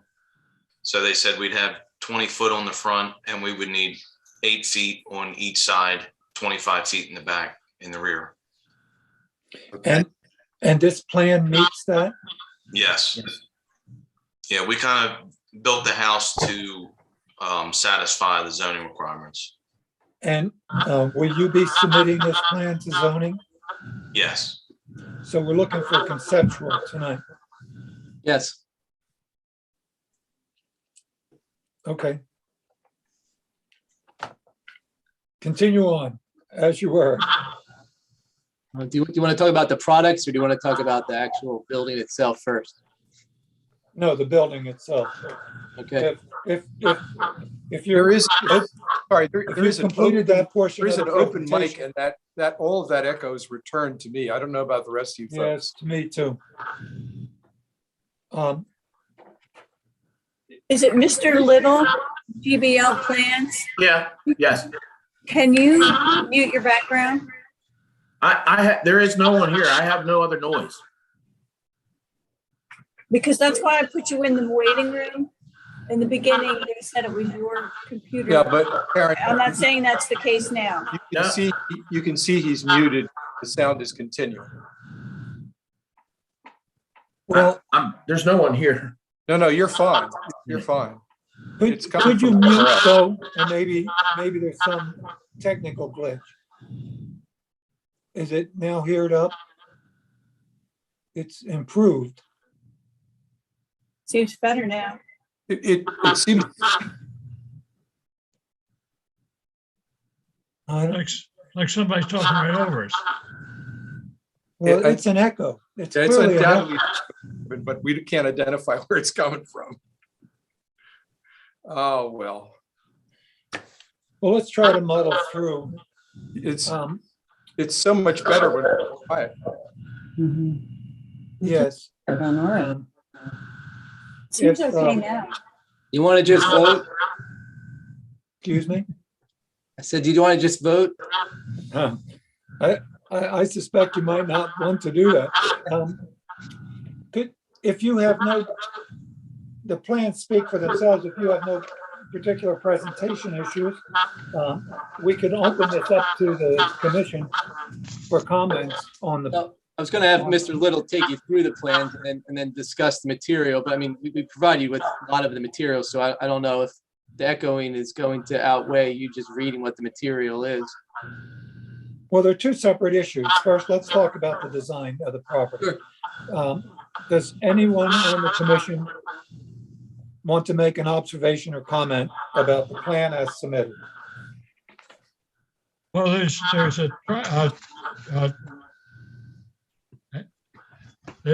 driveway cut from Benton to the house. And is there a garage underneath the house? Yes, there is. Yes, sir. So You can see that, Corbin, on the upper left-hand corner, which would be a street entrance garage, which in Cape May we have not approved historically. Yeah. There's also a similar entrance on the right side elevation at the rear. I don't know, is there going to be a way for, is that just for storage or what? Yeah, that would just be for storage. And the reason we asked for the proposed driveway on the Benton was all the neighboring houses have driveways, and we were just feeling like it took the parking off the street and onto our property. Well, in the historic district, parking under a house, street facing garage doors, is a very contemporary look and not consistent with what we've been approving in Cape May. And so I would suggest that is not going to work here. I'm only one vote, but I think that would be an exception that we haven't seen for maybe 15 years. Do we have other comments? You would like to see the garage on Central, Warren? You mean on Jefferson? Jefferson. No. No, I don't think we want to see the garage at all. No, we don't want to see it. That's not something that we've approved for 15 years or more. I mean, the problem, of course, here is it's a very narrow lot, but I mean, the fact is you got there's a real detriment to having a corner lot. You've got two fronts, two street sides, and we generally don't want to see garages from streets. So would park on the street? Does it? Well, yeah, the parking's pretty limited right there, and absolutely, I know that what gave us the idea is the neighboring homes, or at least the one neighboring home right on Jefferson, across Benton from us, has the garage. And like I said, it got the parking off the street. Yeah, we can't comment on something that's already done. We assess each property in its own right. And as long as I've been on the commission, I don't recall approving a garage that faces the street. It doesn't mean there's not some that exist in Cape May. But that would be an unusual bit. You have a backyard. Could you bring the parking in from Benton and bring it toward the back of the dwelling and turn into the dwelling from that point? Sure, it would decrease the backyard that Mr. Testa was talking about earlier, but that's okay, sure. Well, you would increase your side yard because you have grass on the Benton side until you got to the driveway. But I mean, we're just trying to deal with a really small lot here. And obviously you took the most direct way to bring the cars in off the street. And we don't want to see the doors. I'm not sure how it all works out. Sure. Well, it's 10 feet to the sidewalk for a side yard, so we wouldn't have much of a side yard, but we could certainly increase the impervious surface of the backyard by creating more driveway and entering from the back way. Sure. Well, you could always do a pervious Pavers. material on the driveway. All right, strips and pervious stuff. I mean, that would help. A lot. I mean, I know there's a house I had it on Benton where we use red stone coming in to keep the lot coverage down. It was a pervious setting.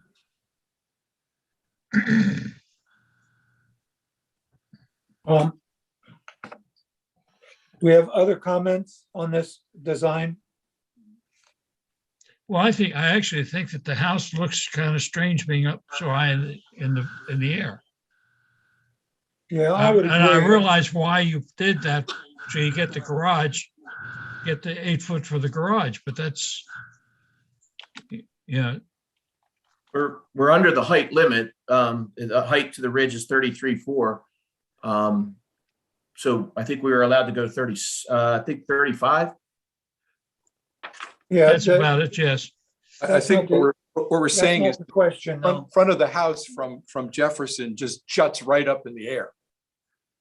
And I'm wondering if we wind up keeping with that height, whether through landscaping, you can reduce berms or whatever walls, you can reduce that immediate jutting effect of the really large garage space. Was I unclear about that? I think you were clear, but Jim, I don't think it would work because you still have the side yard. When you wrap around, the house seems to be really elevated. Well, how about a suggested wall around the corner? A wall on Jefferson, a wall on Benton, kind of a stone or brick wall. We have that. Yeah, it's on the site plan. I'm sorry, I'm not. Oh yeah, proposed 16-inch high retaining wall. Well, that Right. would mitigate what I'm actually looking at then in your front elevation, right? Well, the architectural drawing wouldn't show the retaining wall. Yeah, so a foot and 16 inches of that elevation is actually taken up by a wall. That's correct. Yeah. On the Jefferson and the Benton side, you're correct. Got it. Yeah. You were ahead of us, or me anyway.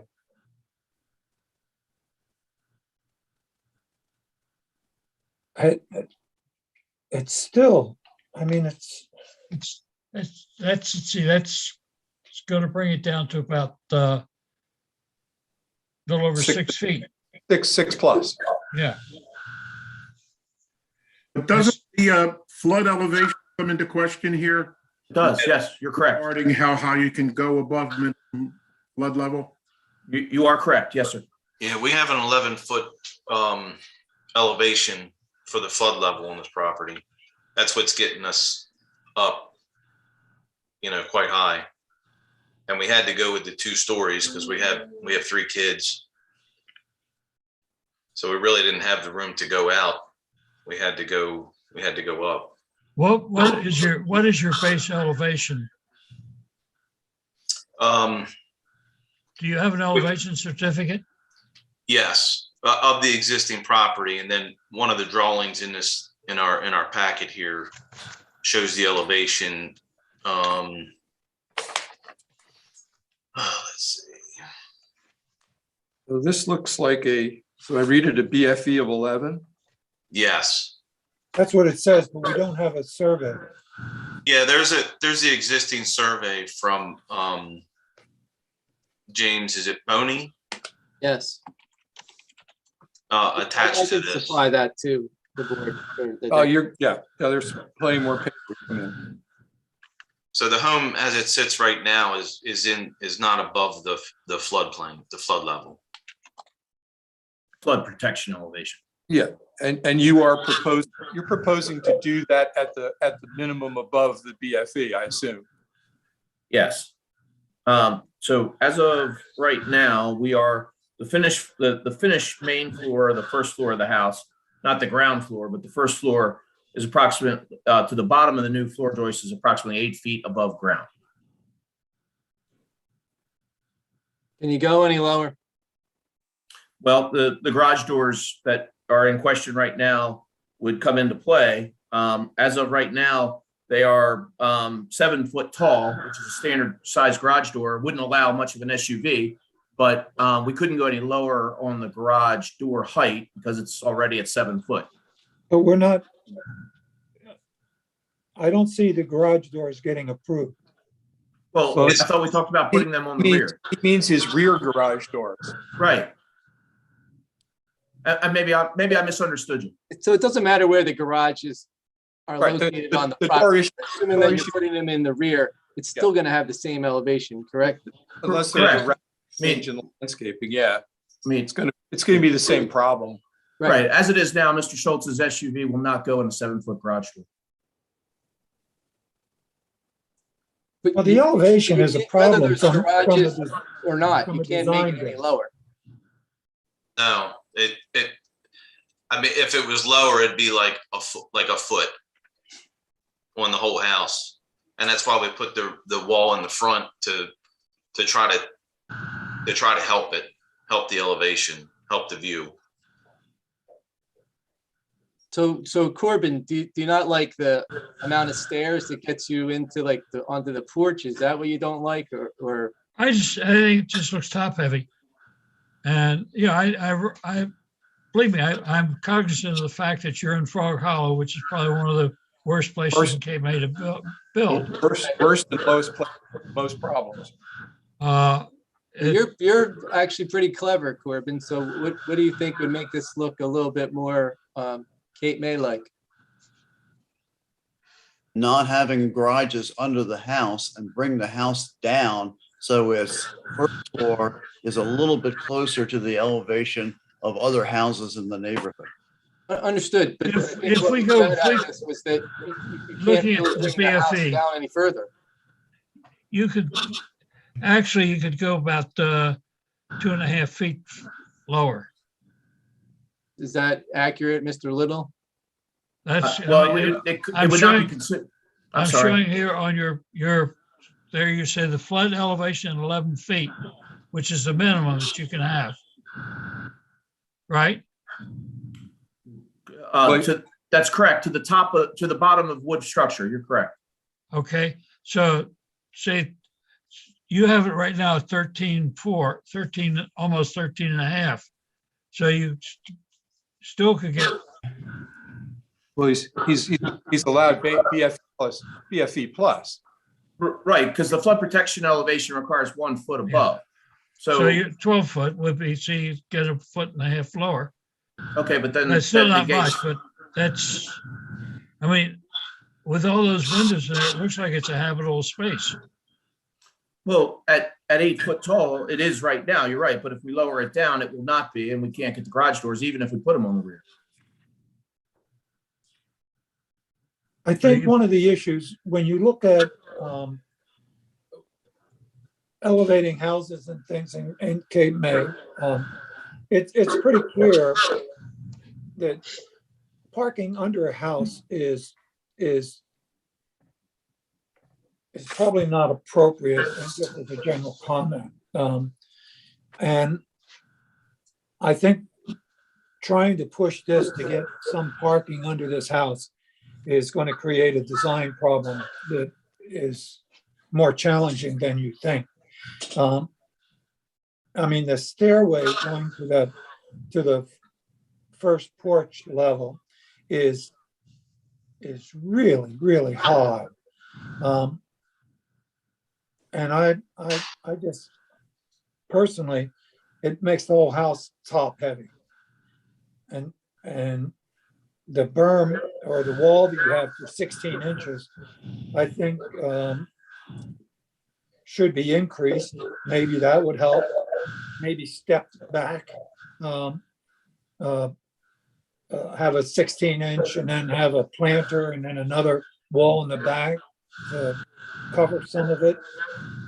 But I think elevating it to the absolute minimum for flood elevation is a starting point. If I may, if you look at the front elevation, we actually show the flood elevation on here at 11. So when you're lowering this, I mean, you're really only gaining a foot of. So I think on the height. everybody's recognized that you're gonna decrease the height by a foot, at least the first floor elevation. So the issues are going to be, how are you going to park a vehicle on site and not have it go underneath the building? And is there any way to not have in the front of the house so many stairs to get you into the house? And I don't know Well, if possible. Look, if we lower it a foot, we lose the garage, you park on the street, and you lose 2 risers on the step. It's just that simple. Yeah, but I don't necessarily know. You I can think park in the back. the HPC, and they're more concerned about the aesthetics, but there's also a zoning ordinance in place that, you have to park your car off street. And it doesn't matter what municipality. And if you're in Cape May or you're in Ocean City or somewhere in between, You can put a parking, you can move parking into the rear yard. You can get four cars in the backyard. Sure. Move your. That's fine. Just get rid of the backyard. Can you do that and not go over on lot coverage? We'd have to check that calculation. I mean, Are you allowed to stack 4 cars parking in Cape May? It's not stacking 4. You have a 25-foot area in the backyard, so you can park cars side by side and get 4 cars beyond the wall of the house in the back very easily. And if you use a permeable paver, that wouldn't affect your lot coverage. Right, is Cape May giving you 50% or 100% on the pavers? Do you know? I think it's 50%. How much? 50. 50, that's what I thought. And then this boils down to, we're just trying to get so much house and parking on a piece of property that really was meant for the size house that we voted to demolish. You just need more land for a house of that size or scale down your needs. I mean, you say you have 3 kids, but this is an awful big house that's going up for a typical family of 3 compared to many others in town and compared to many in your neighborhood. Well, yeah, it's a family of 5. That'd be a family of 5, Tom.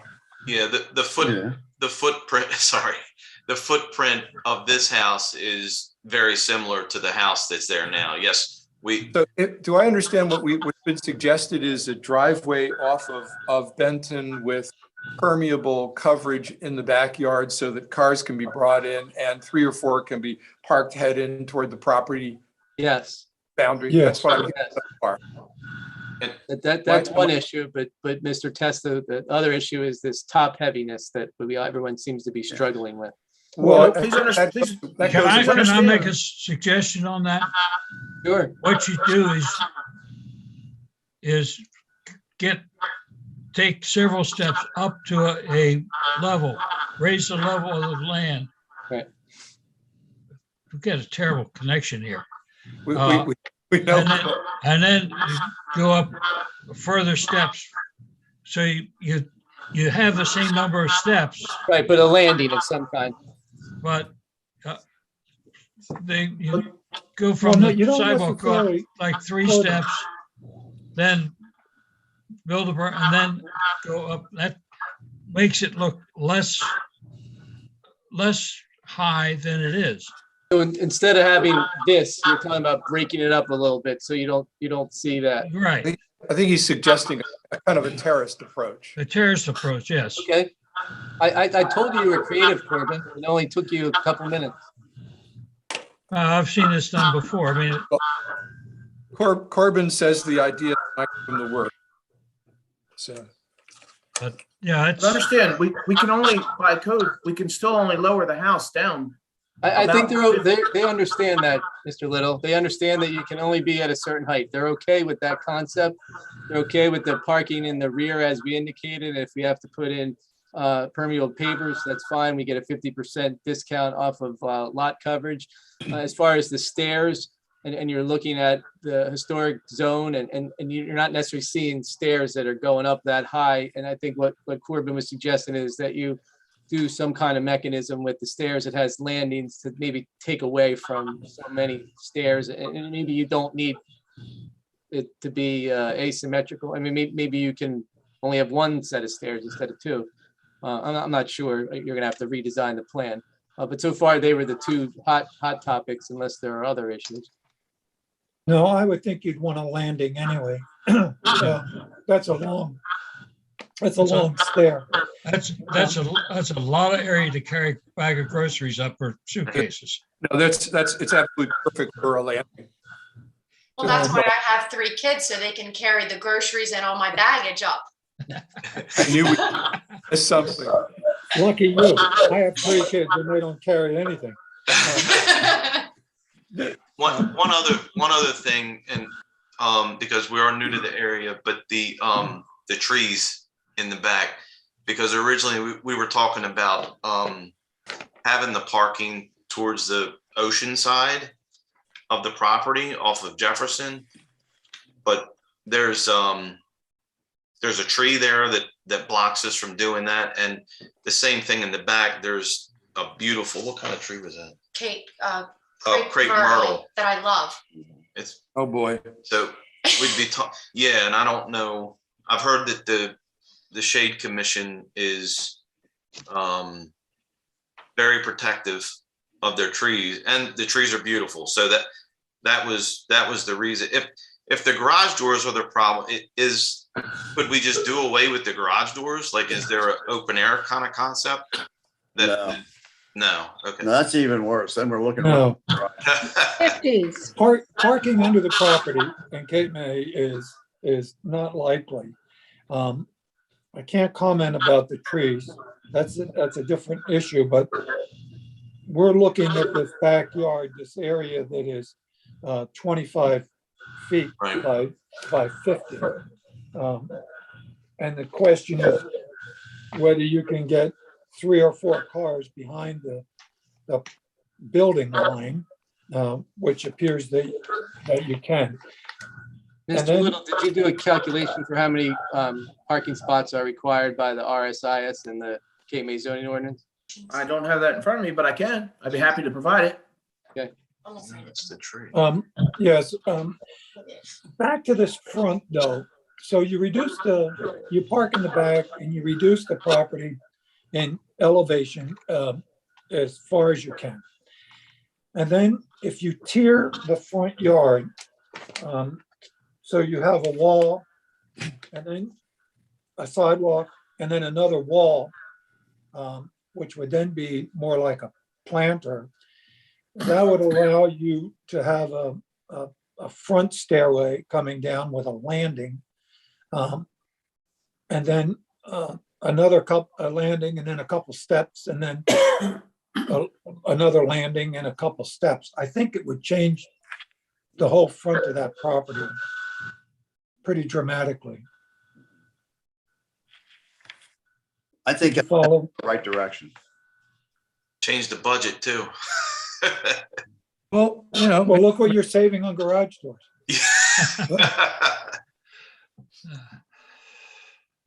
Yeah, again, the neighboring homes, with the retaining wall, we were just trying to match that. There's two properties directly across the street that had this type of retaining wall. We were just simply trying to match that. I think what we're saying is that's a good start to begin the terracing. Okay.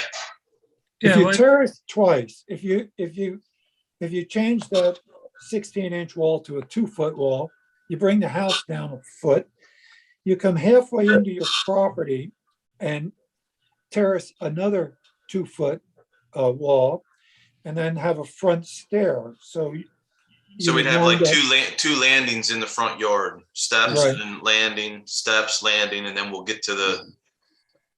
Right. To your point. And your wife could plant 2 crepe myrtles on either side of the steps. Yeah. And if you're worried about new crepe myrtles, I think we can tell you that they do flourish. They grow like weeds down here. They do. So that part is not a hard part. Is there time for some additional comments? Sure. So we I want to come back one more want to time. say, I have to say, I think this is the most extensive list of proposed materials I've seen in a long time. And it's certainly as comprehensive as you want to keep a book of this. But with respect to those materials and looking at the facade, to me, the verticality of the third floor, the horizontal battens in the middle, and the stone on the bottom just don't go together. Yeah. I mean, first of all, I'd take that first level and get rid of the stone, and I'd make it brick. That'd be my suggestion. Yeah, stone has not been approved.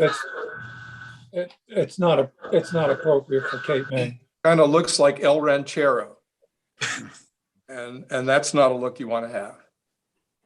Plus, I rode around the area today, and the majority of the foundation treatments are lattice, followed by red brick, and then stucco. There's nothing similar to this. Yeah. Yeah, I would agree. We drove around Cape May. We saw a few houses with the stone.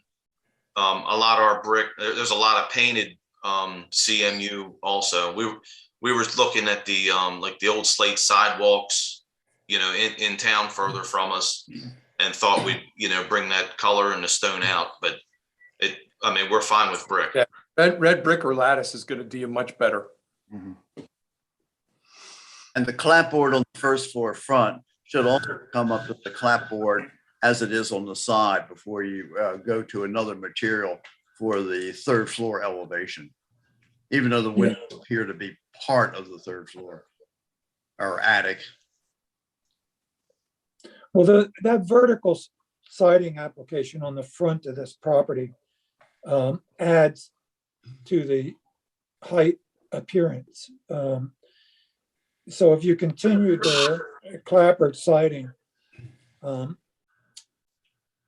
if you consider reducing the pitch on the roof, if you would consider maybe a jerkin head dormer application on those 3 dormers, all of which would give the impression of bringing the height down. Actually, if you change the pitch, and impression if you soften the roof line on those dormers. And the jerkin head is an easy way to do that, to give it a lower look. So what's a jerkin head dormer? You would look at the windows, the Emblem Physic Estate on Washington Street, the top story windows, and you'll see exactly what a jerkin head is. That's the best way to guide you to it. And instead of an A in the front, it would give it a kind of a hip cutoff appearance. Yeah, I mean, it's. Oh, okay. I understand. It doesn't really help that those three dormers they're pointed straight up like arrows. So that increases the impression of the height. It's a good thing my wife has thick skin. She's gonna love the redo. Yeah, I see on the plan here, it's marked 10-12 pitch. Is the 10-12 is the major roof and the dormer? Now, if you look on the side elevation, the side elevation, the front to back pitch is a 512 to meet the height requirement. And that's shown on the right side elevation. And the dormer and the dormer gable, the gable dormer pitches is a 10-12. See the 512s. 512 front to back, 10-12 on the gables. Yeah, you can see that on the elevation. Yeah, look, you need a magnifying glass, but it's there. Yeah, it's there.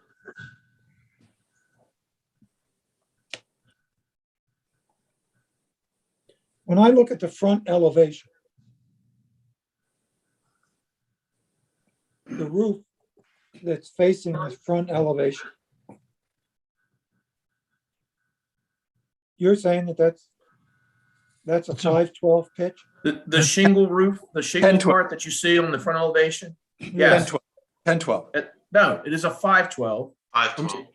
It's a 512. If you look right above the left-hand side dormer, you'll see the nomenclature where it says 512. Yeah, the 512 is the dormer roof. No. No. I got arrows right above it on my drawing. So that's what I assumed the pitch was. Now, if you look, but right above the dormer on the rear elevation, there's a triangle that says 10-12. Right. That's a nomenclature for the gable dormers. The gable dormers. Absolutely right. My eyes. As I said, you need a magnifying glass to see them. That's what I forgot. That's what I forgot tonight, Corbin, a magnifying glass. So, but yeah, I think you hit an idea there, Warren, with the jerkin head roof for the dormers.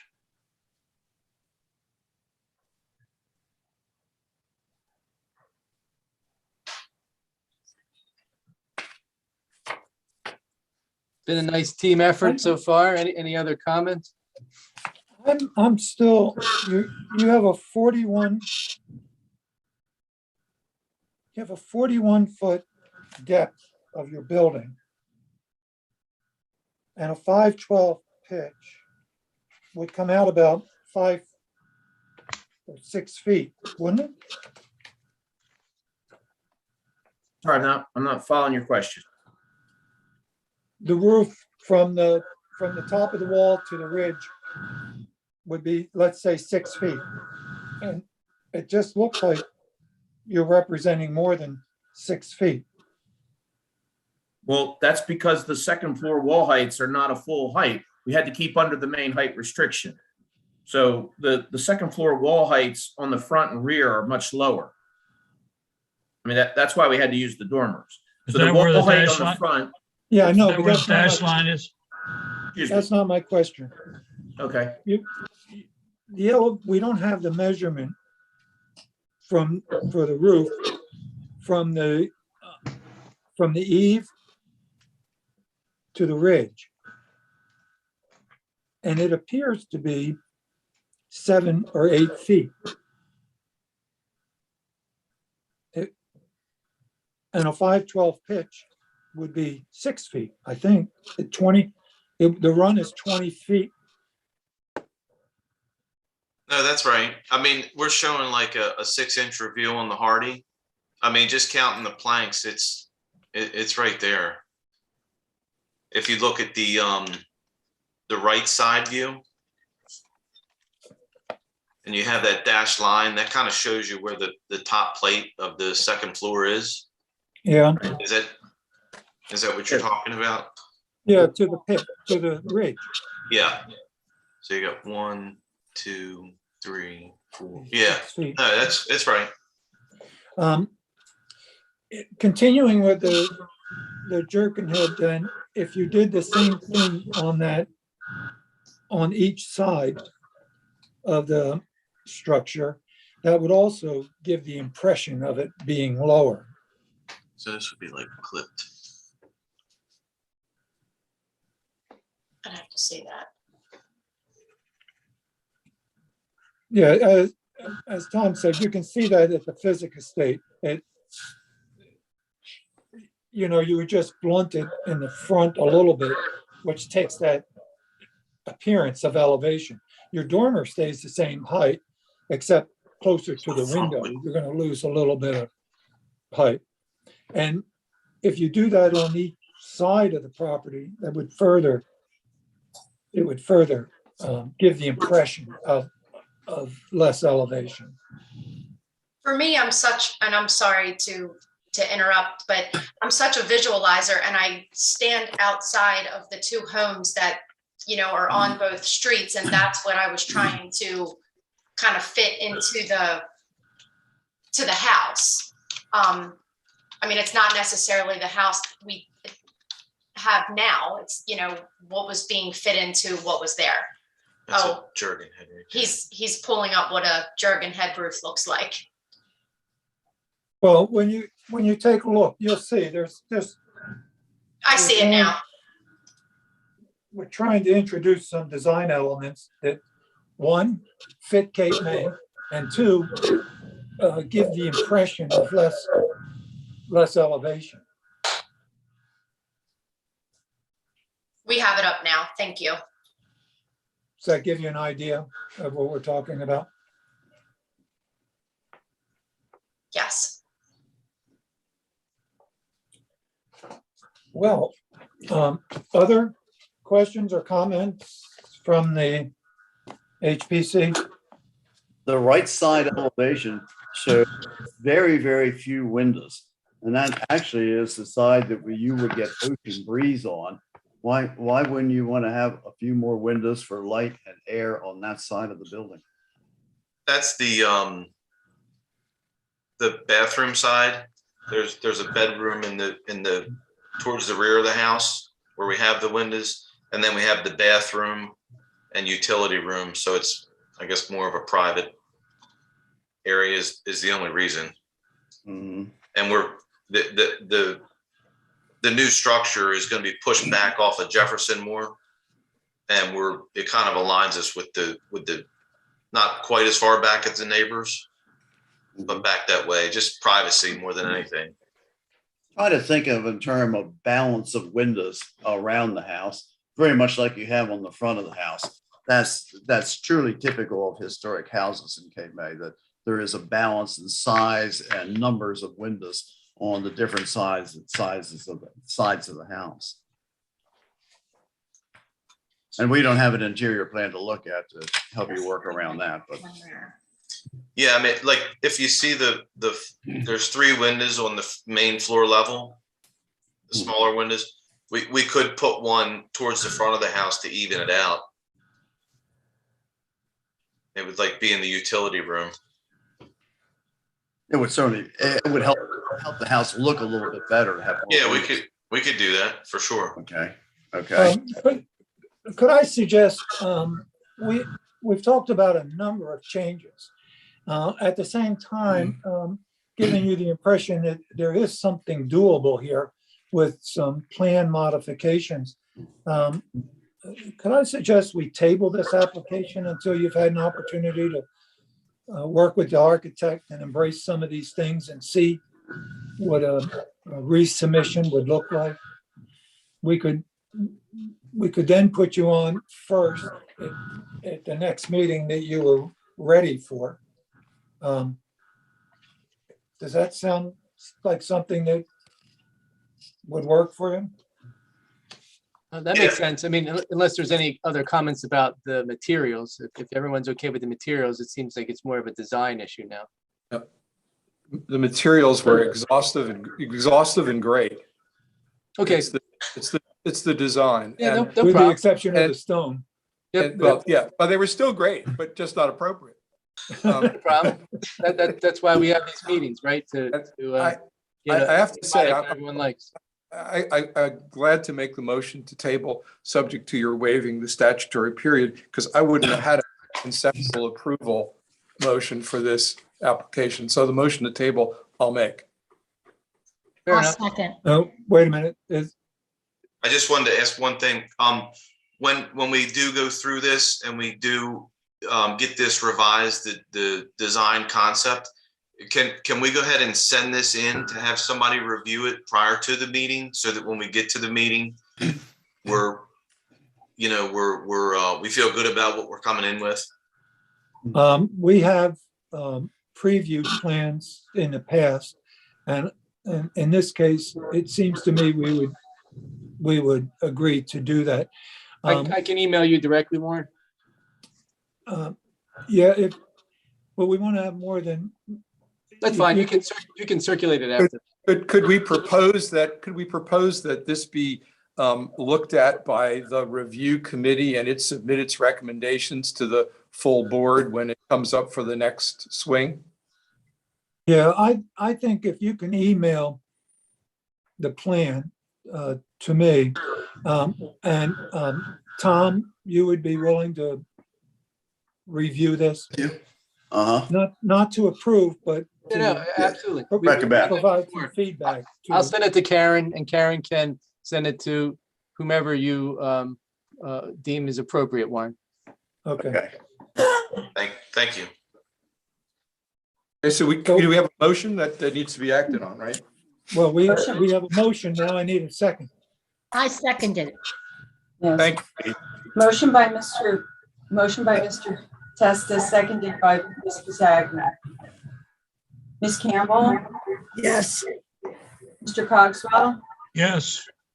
Ms. Pisagna? Yes. Ms. Wilson Strodick? Yes. Mr. Testa? Yes. Mr. Stevenson? Yes. Mr. Copeland? Yes. Thank you. Thank you. Have a good evening. Thank Thank you. you. I appreciate your time. Likewise. Thank you. Good night. Next order of business is well, I'll make a note here.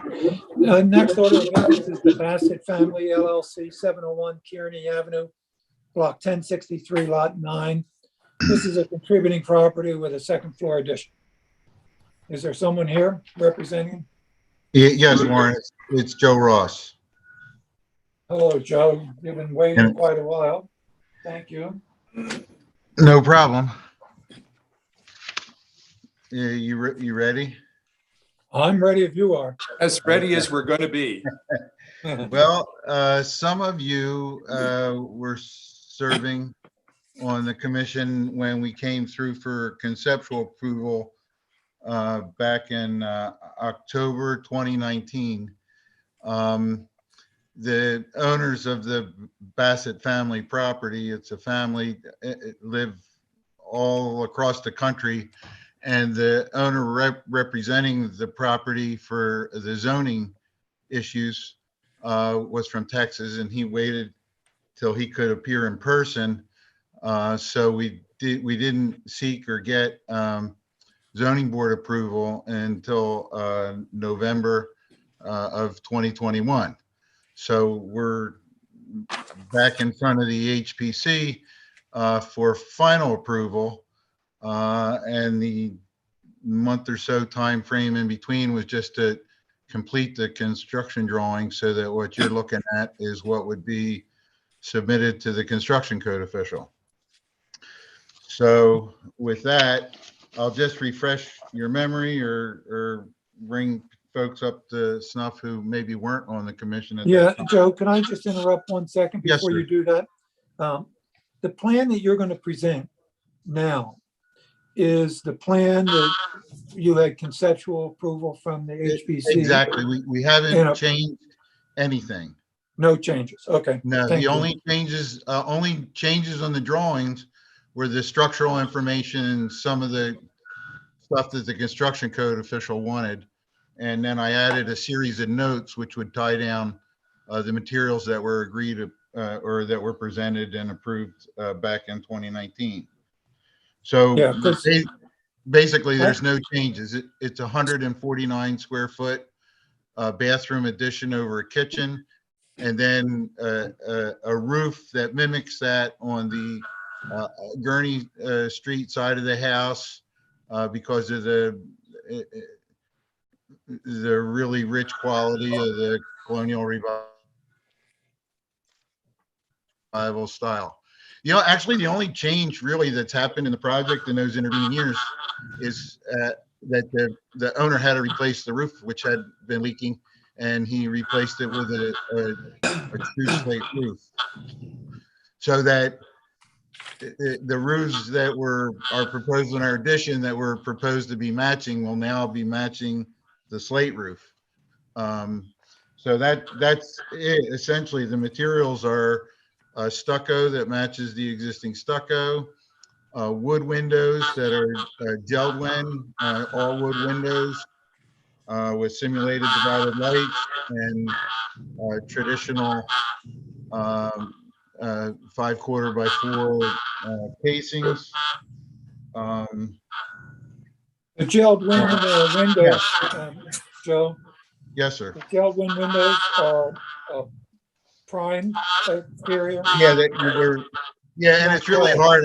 I appreciate the issue with the microscope or the looking glass, but on note 8.1, and I'll read this: new windows shall be Geldwin W5500 series traditional or last pine wood windows with or approved equal with primed exterior finish, natural interior 5/4 by 3.5 flat wood exterior jam casing, 5.25 by 5.5 flat wood head casing, and 5/4 inch thick mall casing where specified. With Okay, the can extended you silver. provide that cut sheet to Judy, please? Yeah, actually, it's because of the drawings are now construction drawings. It's literally note 8.1 right on the drawings. I just read it because it's probably hard for you to read without a magnifying. It's A impossible. microscope. It's impossible. Yeah. The slate roof is going to be the natural Vermont gray slate that the owner replaced. The exterior trim is going to be cedar. The stucco is a 3-coat stucco on wire lath. And we're proposing to save the existing wood railings that are on the second floor porch on Gurney. But I did make a note that if for some reason or another, when we did the work on that porch, if they had to be replaced, that they would be replaced with the 2.25 inch square balusters at 5 inches on center with a molded top rail, like I'm fully aware the HPC likes to see in the district.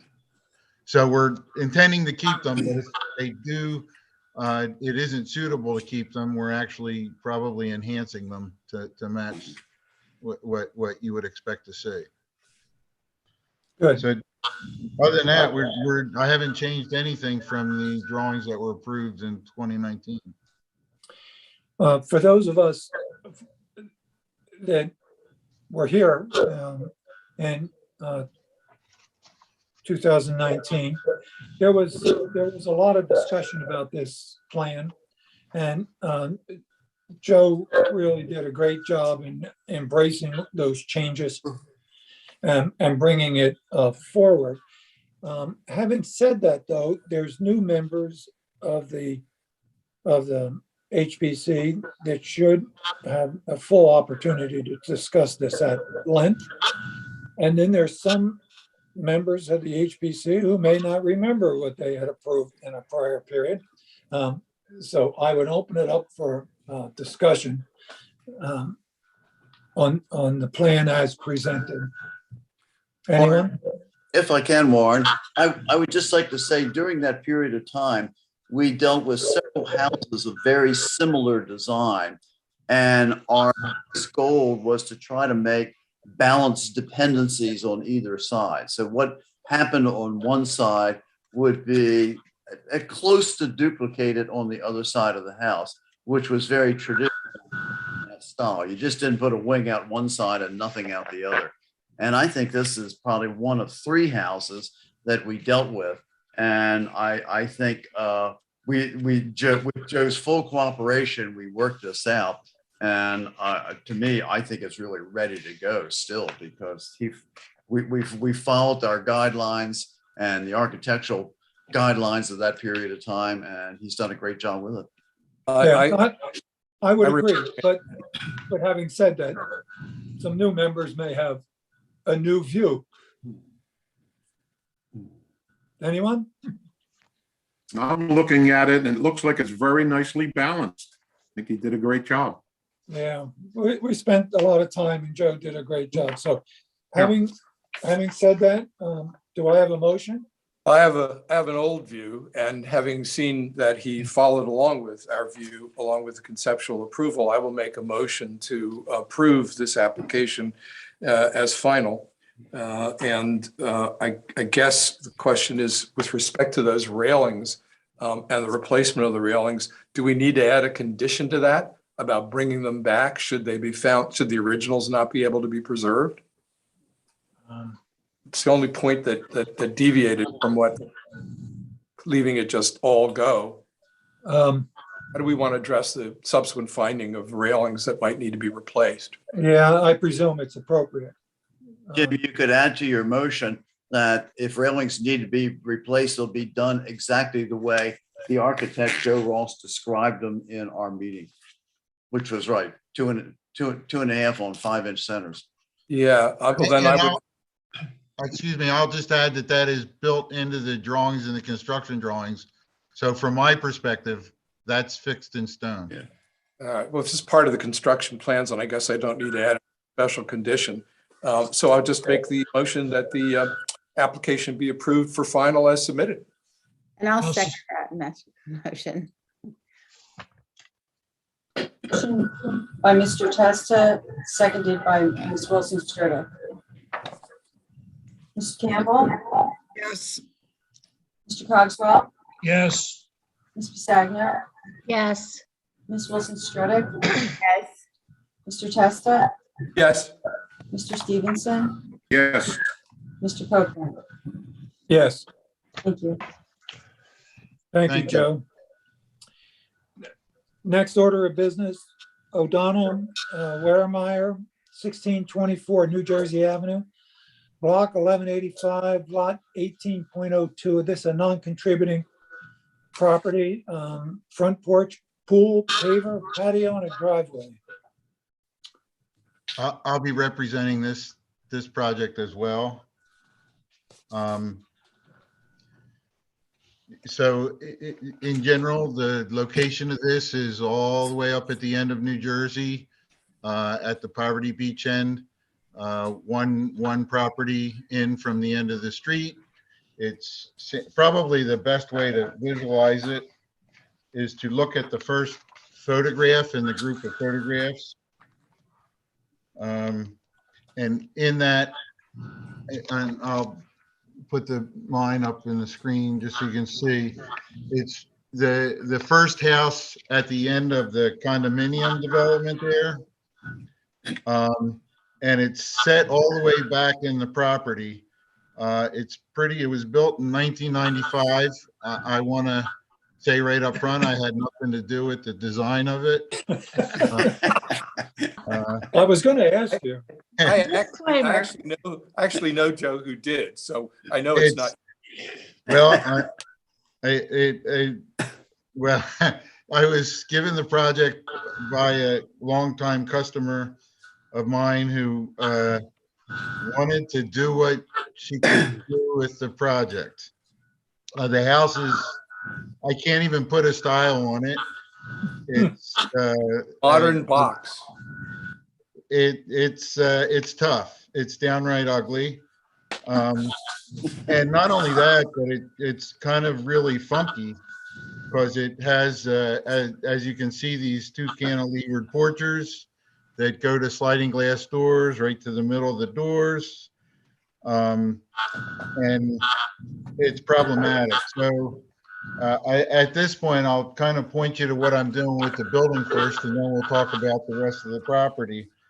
I've designed, if you look at the front elevation, a porch that extends forward from the building about 16 feet, or not about, precisely 16 feet.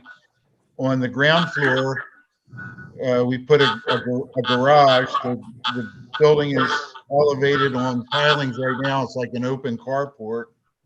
And I've mimicked the sort of quasi mansard roof, but on the porch roof, I've put some architectural detail, and I'm hopeful that when you look at the building in the future, that what you'll read is the porch and not what's behind it.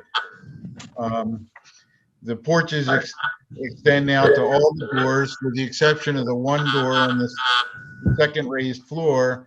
We want to eliminate and put a window there. We think that's a more appropriate treatment for that. Of course, we want to provide access to it. Right now, you go in under this carport.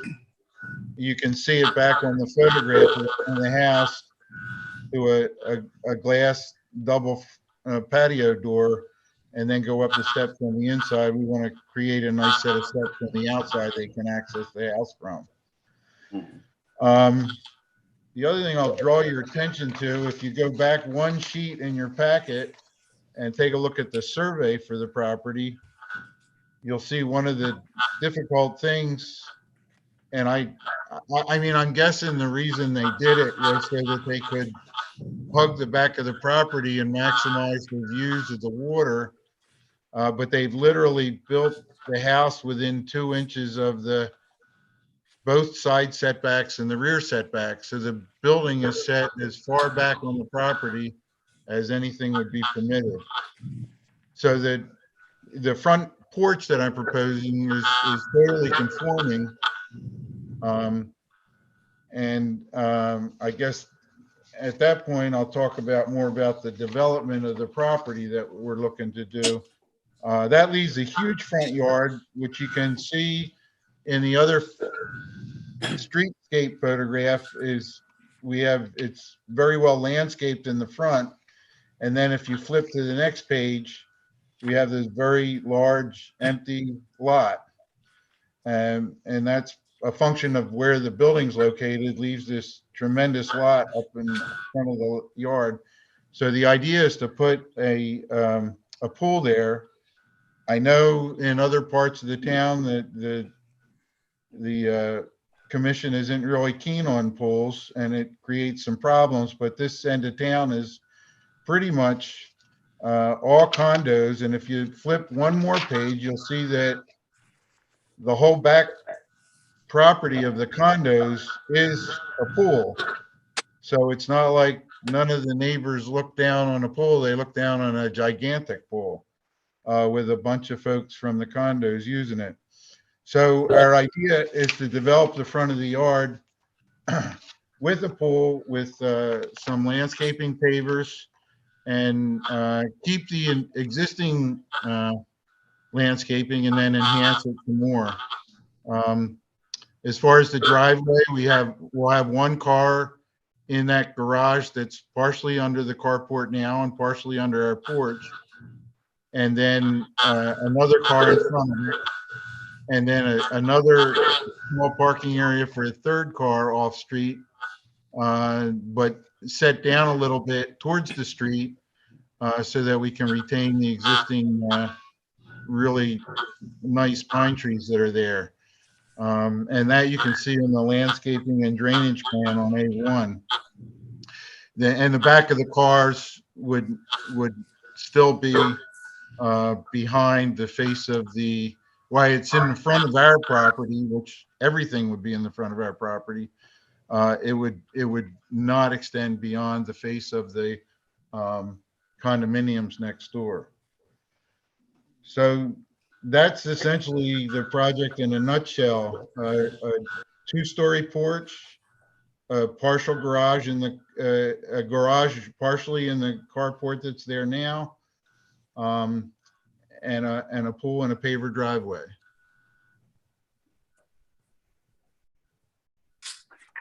we think it's the right solution to the property. The property actually, if we don't develop it in this manner, we're actually allowed to develop it as a two-family semi-detached property under the zoning, but we don't, we think that a single family, an enhanced single family use of the property is by far and away a better development solution for the project.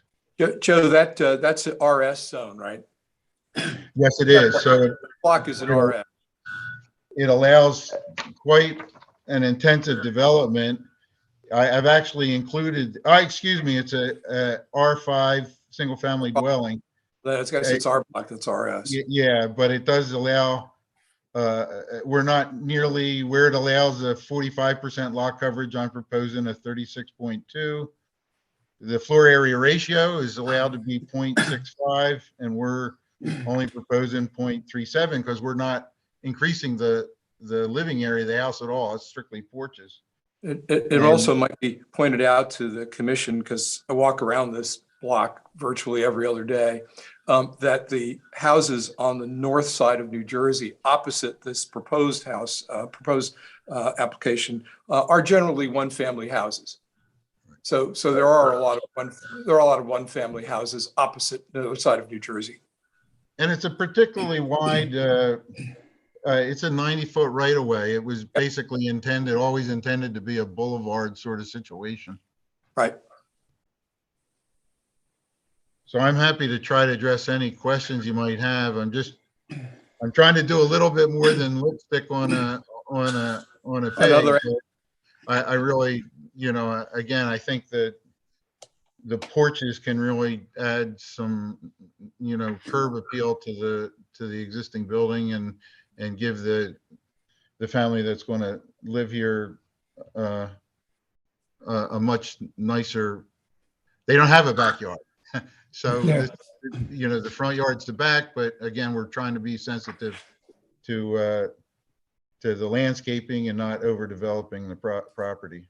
Yeah, Joe, I'm familiar also with this location, and I think it does deserve a little bit of flexibility in the HPC position on some things.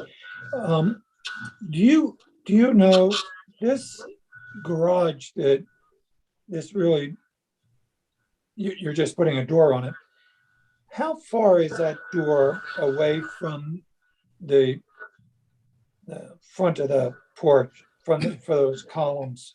You can see that again. We're going to have to invest in some magnifying glasses, but on the sketch site plan, the face of the garage is actually 10 feet 7 inches beyond the face of the porch, so it's really recessed in there. Yeah, it's tucked way back. Yeah, the face of the porch itself is about 60 feet back. Let me be more careful, 62 feet back. And then the face of the garage under that porch is another 10 feet 7 inches. So I really personally feel that the massing of it is going to be so recessed that you're going to be pretty inobtrusive. It's also a northern exposure, and the balance and sunlight as it works its way across beach and projects out toward New Jersey is to the south. So given that depth, that garage door is going to be pretty well hidden in shadow. All in shadow. You put that right on the nose. And also, you know as well as the rest of the members of the commission, we don't support front entrance garages, but in fact, this is already in place. And so our mission here would be to improve it. You're showing a garage door that I presume is not the detail that you're ultimately going to come up with. Do you have a cut sheet on what you're thinking about? No, because I'm just seeking conceptual right now. And the property is totally conforming with the exception of the pool in the front yard, which is a zoning issue. So we will have to go in front of zoning. and any of those issues would be heard in front of zoning. But I would be coming back with, a material, a detail on the railing, a much more appropriate look for the door itself, But yes, it would be a nice mercanti or mahogany door with some appropriate carriage style window glass. And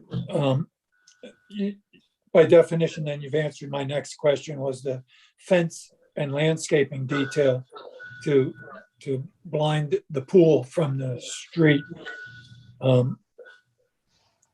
I presume our position on porches. I pools, do. I in the do. front yard. And you'll see in the sketch site plan, some of these details haven't been ironed out, but I've set the fence back off so that I don't have to interrupt any of the landscaping that's there now in front of the house, which is quite beautiful. But yeah, when I come back, if I'm granted conceptual and we're granted zoning, I would come back with details on the fence. There are a couple fences down the side lot lines, particularly along the condo side, that are vinyl. But anything new we would do would be appropriate to the district, even though we're not in the heart of the district. Yeah, good. What's the chances of replacing those vinyl fences? I think my owner is really great and has done other projects in town that I think you would say are quality projects. So I would present that to them, and I'm pretty sure that they would be open to any reasonable request from the commission. If I'm remembering correctly, when we did the surroundings to the pool on the property on the north side of New Jersey, just down the block, not only did we talk about extensive landscaping, but because it was a front yard situation and the extensive landscaping, did we not require a covenant on the part of the owner to maintain the landscaping? Yes. From the approved, because I would say expect that from us also. Yeah, and that wouldn't be a problem, because again, they when they bought the property, that there was nice landscaping and they've enhanced it since. So I wouldn't anticipate that to be any issue. And Joe, that covenant would run with the land. So understood. Yeah. Okay. Right. So at this point, any questions from members of the HPC? Joe, I think you've done a good job making a silk purse of ourselves here. Well, whoever makes the motion for approval, I think it should be very clear that this is not opening the door for front yard swimming pools, but due to the very unique situation of this property and buildings very nearby it, it would actually be an improvement to the neighborhood than a distraction from it. Yeah, I duly noted. So do I have a motion? I've been making too many of them, so someone else should do that. Oh, go ahead, Jim. All right, move to grant the conceptual approval to the applicant's application as submitted. Second.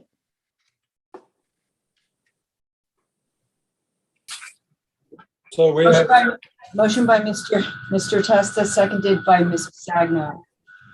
Ms. Campbell? Yes. Mr. Cogswell? Yes. Ms. Pisagno? Yes. Ms. Wilson Sweattick? Yes. Mr. Testa? Yes. Mr. Stevenson? Yes. Mr. Copeland? yes. Thank you very much on behalf of my clients, and have a Thank good you. evening. Good night, Thank Joe. you, Joe. Thank you. Judy, Jim, at this point, we want to open Your to the public, observation. please. The fire application that you referred to, we actually got a deed of restriction to require that landscaping, and that's been recorded. Yeah, and that's what we're going to need on this, Right. which he agreed to, but it's a good point. We want to make sure that when the final plan comes in, it includes that. Right. Okay, it's now 8:51 PM. The meeting is open to the public. Please phone 609-884-9561 if you wish to make a comment, ask the HPC a question. While we're waiting for the public to respond, I would remind you that I don't think everyone was here when we agreed to have a Zoom meeting next month. So for your information, it will be Zoom, and that'll give us time to let the applicants know as well. Again, waiting for the public. We have a roof that is a decision that we made on a cedar shake roof that is being appealed to zoning, and Bob Feinberg and I will meet about that. That's coming up, I think, on the 27th. Is that right, Right. Bob? Right. And I likely will not be here, but I have some information that could be helpful, and we may want to have someone from the HPC join Bob at that meeting. But Bob and I will discuss this further and then make a recommendation. I sent you some information today about mall lighting, and is Lorraine Baldwin on tonight? I am here, yes. Yes. I don't know whether you saw that information. This is two communication, and the issue is in that communication, it talks about the mall lighting project is now done. So I presume there's not going to be a phase two, or they're going to have to resubmit for phase two. I have the impression that even though our response, the HPC response, our obligatory response to City Council, is that we didn't have enough information to support or not. The impression that I have is the city has no intentions of taking any action on this. And the HPC, of course, has voiced its opinion to the extent possible. So I'm a little bit disappointed with that, but I think where that leaves us is the lighting will remain in effect. And I'd be interested in comments from members of the HPC. I think we've done everything we can on this, and your thoughts?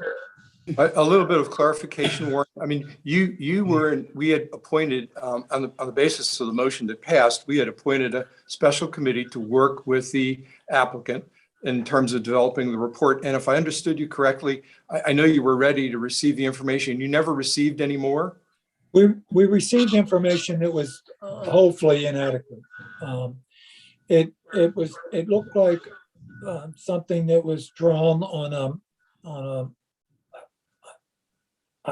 I don't know why. It just was a yellow highlighter and said, this is where the lights are going to go. I don't think the lights meet Cape May's needs.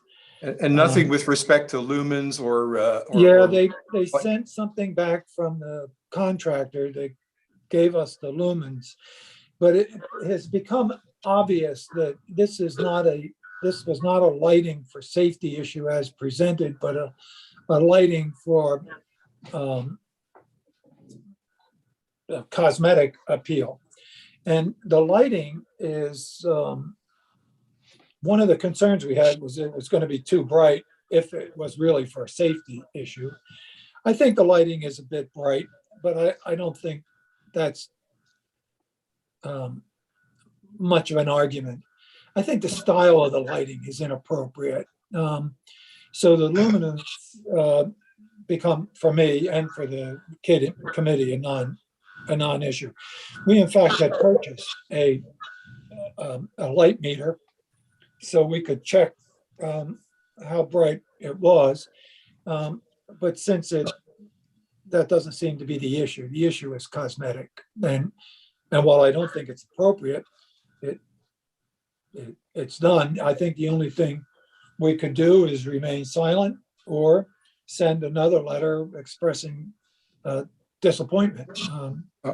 I thought that the memorandum to the city was very clear. I thought it attempted and it successfully outlined the differences between acting in the place of the city and when there would be a private application.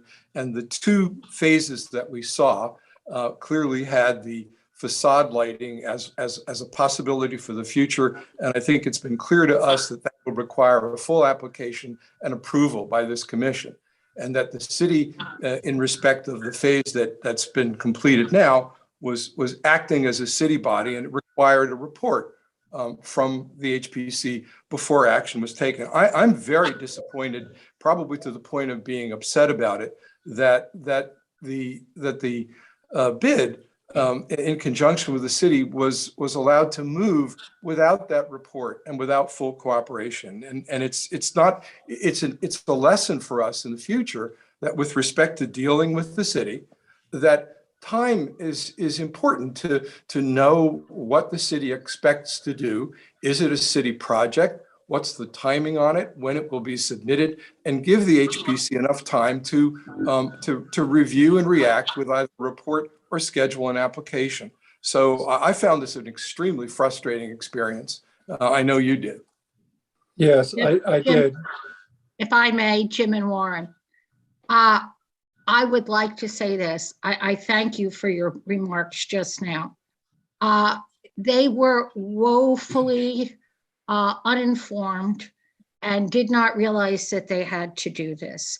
I spoke to the city manager even just today. He said he felt badly. He did not know. Now Pam did send information to you. I know she hadn't heard. She wasn't aware if it was adequate or not. I know they are very disappointed in themselves that they did not know that this was the procedure. I do not think there is going to be a phase 2.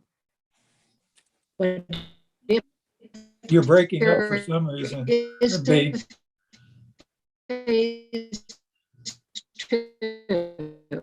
Oh boy. B, we're losing you. I can tell you this, and that if they move forward, they will certainly follow the right path. B, you were breaking up quite a bit. I think I got the gist of what you said, though. I would share with you, We froze. Yeah. I'm frozen. I'm sorry. Go ahead. You froze on me. Go ahead. You're semi-frozen. Yeah. That's true. Literally and figuratively. It's so cold out there tonight. Phase 2 that they were recommending, in fact, would not be a city project. That would be an individual property project. So the mall lighting, which we talked about and is disappointed about. Phase 2, as I understood it, was going to outline each of the properties. I And don't think that's going to, go ahead. that would require an application from each Absolutely.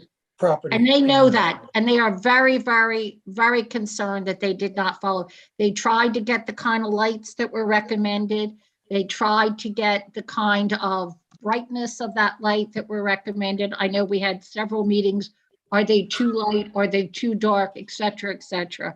But a lot of this also is a question of the control and the relationship you have with the lighting contractor. I mean, two things that could be improved. First thing is that the city could be more aware of when it intends to do a city project. And the basis shifts when the city does a project. I wouldn't have it this way, but it's the way the law is. When the city does a project, it ought to just figure out what the time frame of that is and give us some time and I work understand, together. Jim, yes. And the second thing is when you deal with a contractor and you're the bid or you're any other person, you have a relationship with that contractor in enough time so you can specify what to be done and require them to cooperate rather than, hey, the guy's coming with the lights next week. I know all that, and so do they, and I can assure you it will never happen again, never happen. Can I interject here for just a quick second? I appreciate all the comments. Is somebody talking? I can't tell who's talking. Lorraine. Lorraine? Lorraine, we couldn't hear you. Would you try again? Can you hear me now? Yes. Okay. I appreciate all the comments that were stated, and I think I'm coming into this a little bit late. But I think what the bid wants to do is make things right, and They do. yeah, they really do. And is there any way that they can submit the appropriate plan? I mean, I'm not quite sure, because they're under the impression that all of the submittals were completed, of course, at a late date, because they didn't realize that they needed to submit it at that point. But is there anything else that they can do in order to submit an appropriate plan? I believe that the looms that was provided from the contractor was appropriate, but I'm not sure if there's anything else that they can be doing at this point. No, I think the problem is if this had been presented to the HPC, it would not have been approved as what's installed. It has a carnival look to me. It's not appropriate for Cape May. It's installed, and I am disappointed and as frustrated as anyone on the commission. I think the lighting is inappropriate, but it's done, and the city doesn't seem to want to take any further action. I appreciate the comments from you and B with regards to the future. This won't happen, but we've had other city projects that were just put in without appropriate HPC input, and I would hope that this serves as a guide for future projects, not just It for the certainly bid. does. I can tell you that. They've been very concerned. As far as city projects, if you look back at when vinyl railings were put up. Yeah, for heaven's sakes. Hall, that was certainly something everybody said. The city never should have done that. The HPC wouldn't allow them.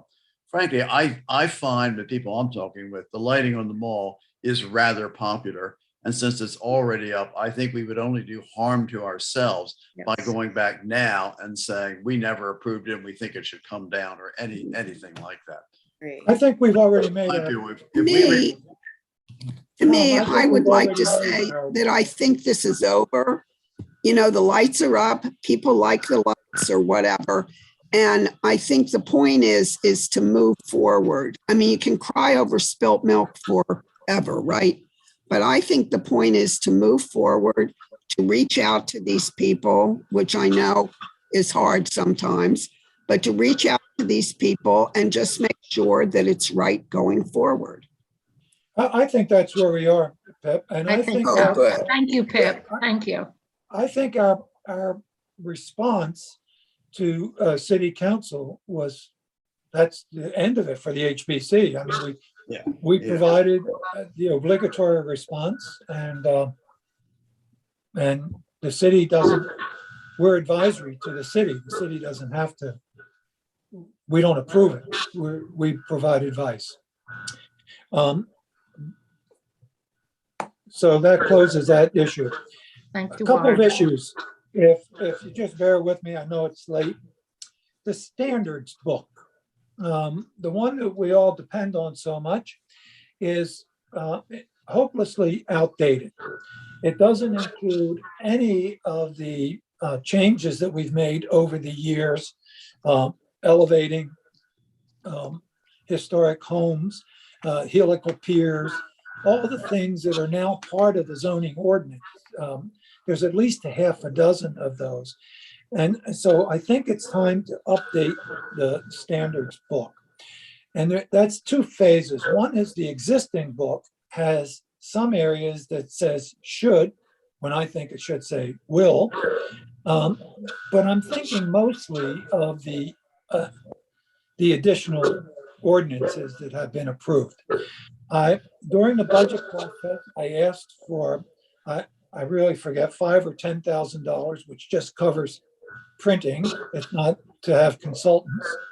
I think we have all the information that we need to update the book. It's appropriate, it's old, and to update the pictures and make it a much more professional document.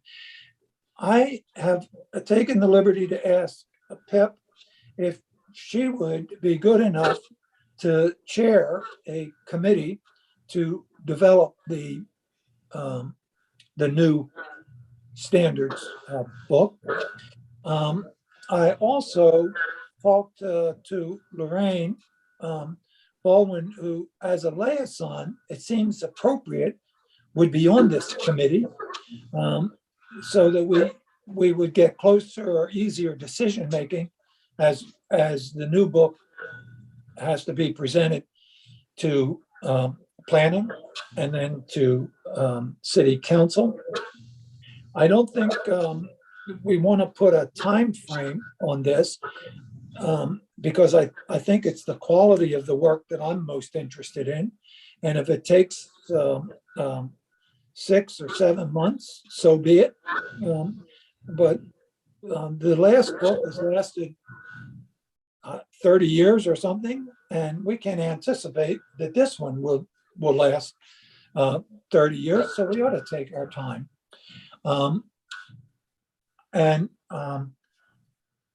Pip was good enough to say yes, and Lorraine was good enough to say yes, and I think we should have at least one, but probably 2 more members of this group, and to provide some interim reports back to the HPC.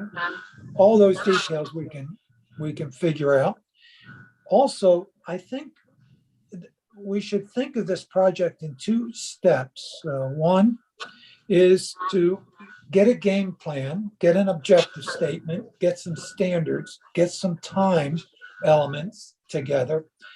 And I think for their information, we should provide this to planning and to city council so that we don't show up 6 or 7 months from now with this redraft of this great new book, which is the first time they've heard of it or they've seen it, and it blows their hair back.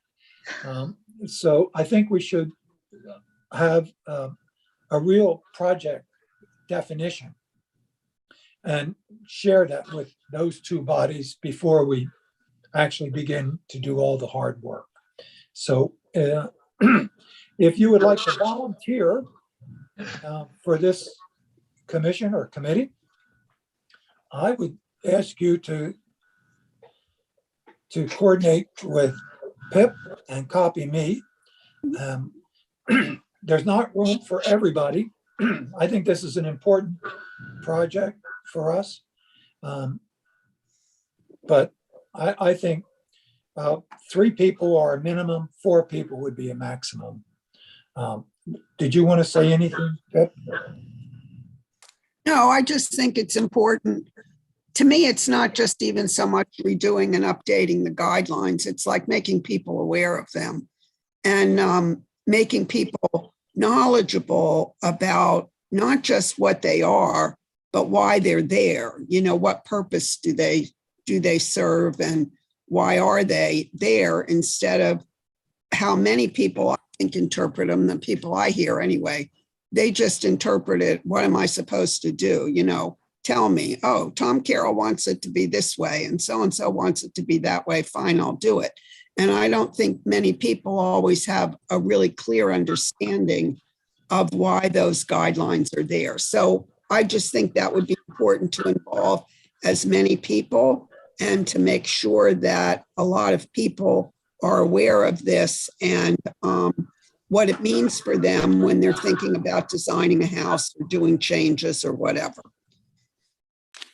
And also, which I failed to mention, but I had talked to you, Pip, is in addition to the hard copy, we want to make sure that this document gets onto the city's website. So everybody has access, both hard copy and e-copy. Can I make a statement? Sure. Back in 2000, 2001, we've kicked around the old mimeograph guidelines that we had. Victor Benson took on the project of doing it, and I was fortunate enough to be on that committee. And first thing we decided that we were going to, instead of calling them guidelines, they would be called standards.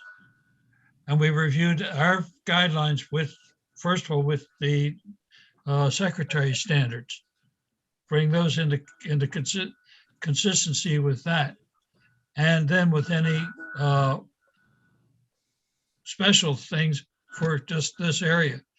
To wit, we made the book partially a definition of what the different types of building architecture styles were, what was appropriate in them. There was one section where there was a trash, air conditioning surround that was called a trash corral, but that's been taken care of. And there have been a number of updates that we never got into this. And when we chose a consultant, we did not specify that the typeface not be a unique typeface to that company where they had the copyright right. And that's one of the mistakes that we made was Penny Watson and Associates got the copyright on the book. We actually got a commendation from the state of New Jersey for this. The group of us went over to Victor Benson's house when we got it to present it to him because by that time he was very sick. He was dying. Yeah. And so be careful, Pip, you know. We, Listen, Corbin, I was there.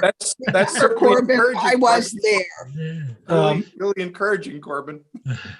One of the many things that has happened, in addition to the number of ordinances that we've been able to get approved, is the national standards have been updated. You each have a copy of that book that was updated, I think in 2017. And so we want to continue to cross-rough where we can, even the language right out of the Secretary of Interior standards. But this will all be developed as part of the project definition and the timing. And of course, everybody can have some input. It's just, I think, to make a committee work, 3 is good, 4 might be better. Any more than that, it just won't get done. And so I appreciate everybody's efforts. I thank you in advance for participating. It's well overdue, and I think we have budget money this year. So we do have a time frame. We want to get it done this year. So, and Pip, you and I can talk about this further. Excuse me, Mr. Copeland, can I Yes? close the public comment now? Oh, I'm sorry. Yes. Okay. So public is closed at 9:16. Thank you.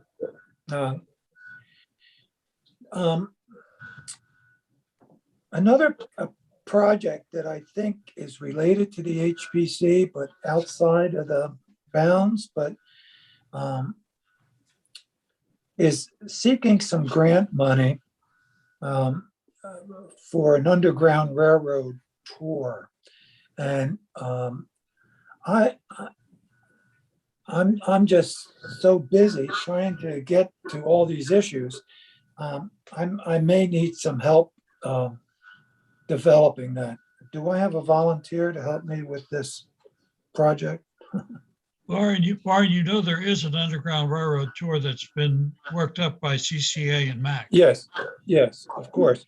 This tour is much broader than that, and the idea that I have goes beyond Cape May, but benefits Cape May because it starts in Cape May.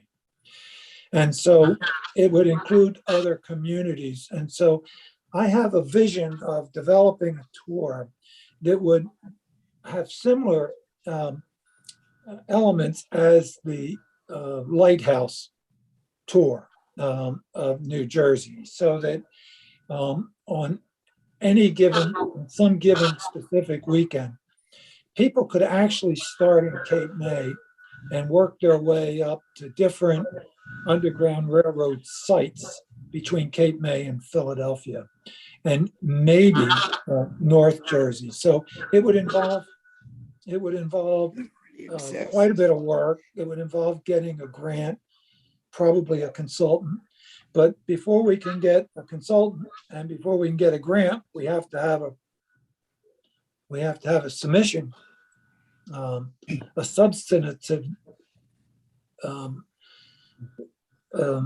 application for a grant. We can't do this without a grant. I would think, yes. Well, MAC actually has already established a committee working on exactly that.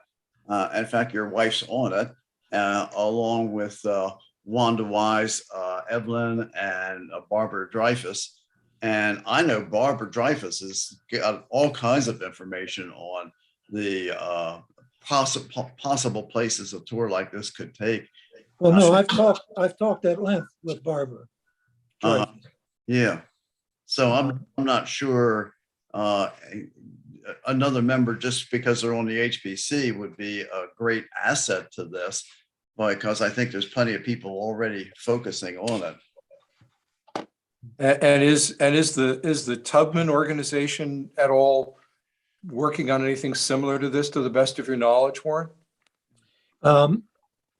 Not to my knowledge, although they would be, I would see reaching out to them for sure. Yeah, they would be a good part of, even part for the grant application. Yeah, I had shared this with Barbara Dreyfus months ago. I just haven't had time to put it together myself. So if she's picked up the ball and is running with it, then that's great. I will talk to her and see if another member, HPC member, would be appropriate. It's going to involve other communities, though. So, but I think the first thing to do is get a grant. I've talked to the state. The state is supportive, but we have to get an application in. So, having said that, the other issue is just to let you know, working on the property surveys that we do each year, that we've been doing each year. As I've mentioned to you before, the state has deemed us to be current in our inventory, and that's a nice way of saying they're no longer willing to give us a $25,000 unmatched grant each year, the way they've been doing for maybe 10 years now. So I feel good that they consider us current. I feel good that we've gotten a couple $100,000 in grant from the state to do the surveys. But to make it work, it seems to me we need to do like 150 to 200 surveys each year. The option beyond that is to let the thing run again. The state, that is, defines current as 10 years old. And so I think we should seek grants to continue this effort. The piece that needs to be done next, of all things, is Village Green. As you know, the Secretary of Interior expects us to have an inventory of all the properties in Cape May, because the Secretary of Interior considers the historic district the entire city, where we have a subset. And so, once again, there's a couple places we can go for grant money. It would probably be matching, and therefore we have to, and I've also asked the city to put some money in for that. I haven't seen the budget, so I don't know whether those two suggestions have been taken. But we should seek a grant from the New Jersey Trust, or maybe the county, or if you have other ideas. The State Historic Commission would be the most likely one on the state level. The others are much more into the bricks and mortars of projects rather than the research. But the Historic Commission gives out a lot of grants aimed for things like that. Warren, how does the state calculate its idea that currency is based on 10 years? If we're doing rolling applications it seems to me we're almost always going to be never reaching the old status. I mean, is that, and yet there's a great bulk. You just pointed out Village Green is enormous. Is it based on numbers of properties aside from just? It would normally be individual property surveys. Village Green is an exception, and the state has been real supportive. They are willing to accept a by block survey. We all know that the properties are not currently historic or meet Cape May's historic definition. And but the federal government expects us to have the complete inventory. So the state is willing to work with us and have a survey by block that says everything in there is. Well, they're one of four designs. Yeah. So, but to your point is, I think, so we don't wind up in this problem again. We have to do surveys every year. And that requires a commitment by the city council to fund it to some degree, and also for us to get grant money to do 150, somewhere between 150 and 200. Right now, I don't think we've been getting about 185 individual property surveys done for about $25,000. So I think that pricing is outdated and the prices are going to go up. So I don't think we can get 185 for 25,000. But we should look for matching grants, and every year we should do 150 or 175 properties. So we don't wind up like we did before, which was one of the reasons we were on the watch list. So there are a lot of levels of surveys and a lot of different ways that surveys can be done. And one of the things that's been done with these surveys is they've all been done really intensively, like start from scratch, when in fact, for many of them, there have been many years of surveys before that, and the houses haven't even changed. And really, to update the survey, all that needs to occur is sometimes what people call a windshield survey. And you just look and you see, oh, nothing changed, and then you recertify, so to speak, or you do the house, say the house is okay because you've checked it again and nobody's done anything that makes it, that changes its status. Nobody's done anything to this contributing house that makes it non-contributing or whatever. And that's not maybe as intensive as what has been done so far. What's been done so far is a great base. But, how many times does the mainstay inn have to have an elaborate intensive survey? Yes, of course. Right. We would Your call point- that a Or bring your down. house, or your house also, the Boyd house. How many times? Yeah, I can mean, we would call that a bring down. Is that an acceptable way, Warren, to do the surveys? Well, yeah, Yeah, you definitely. can take the existing survey. A lot of that is history and research. So that doesn't change. Mhm. To Pip's point, what changes are what has happened to the house in the last 10 years. And is it so, is it so much change that it no longer is contributing or key? I think that's, so Pip's point is well taken. You don't have to do all the primary research. That's been done. But we do have to update it. And we have to come up with a process to do that and then get grant money to do it. I think this process can also help us with the public education piece, because there are homes that are still contributing, but things have been changed. And to identify that, to have these available and have the homeowners know, will help us to make this concept of contributing versus non-contributing more of a publicly held idea. Yeah, I would agree. And agree with that, but the reality is in the past, like whatever, 20 years, if you want to take that or some other thing, any changes that have, no, not any, the majority of changes that have occurred to historic properties or properties that are in the historic district have occurred with the approval of the HPC.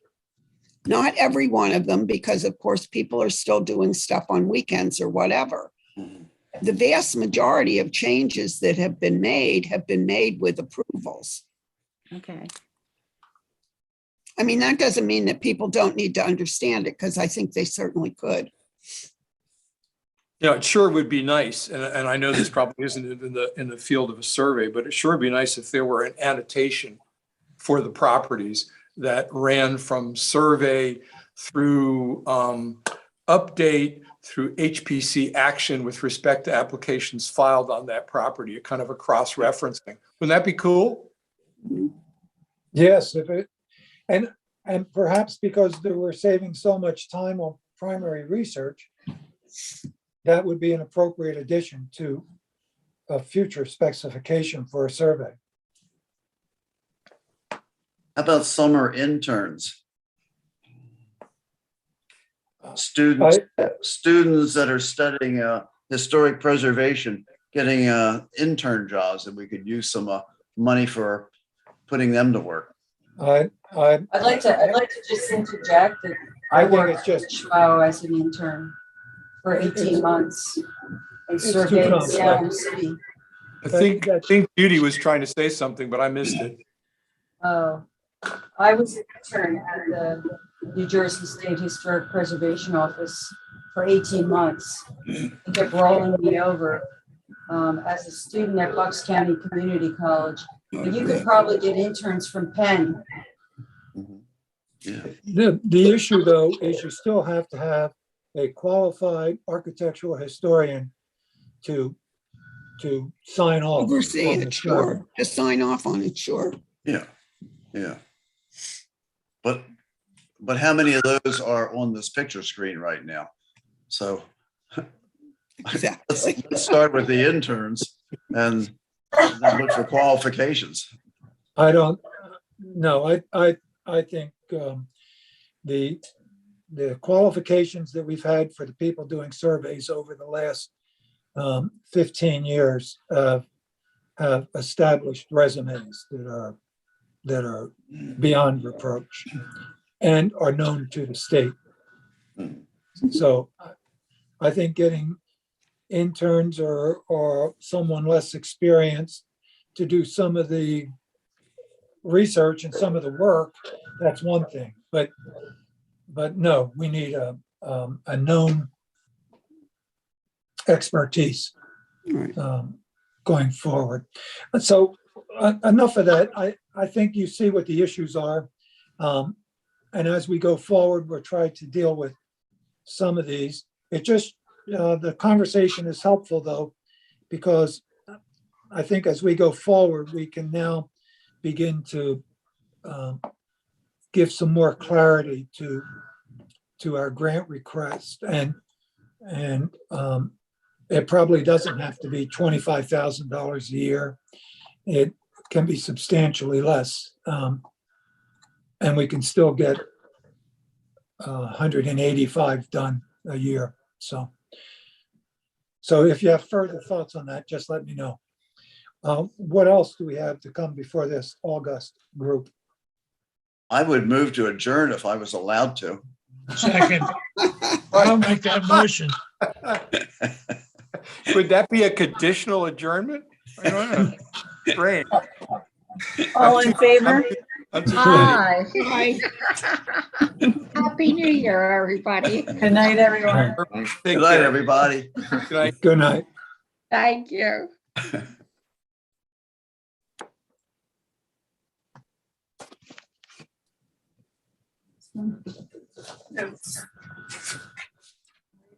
Stop recording. Time left.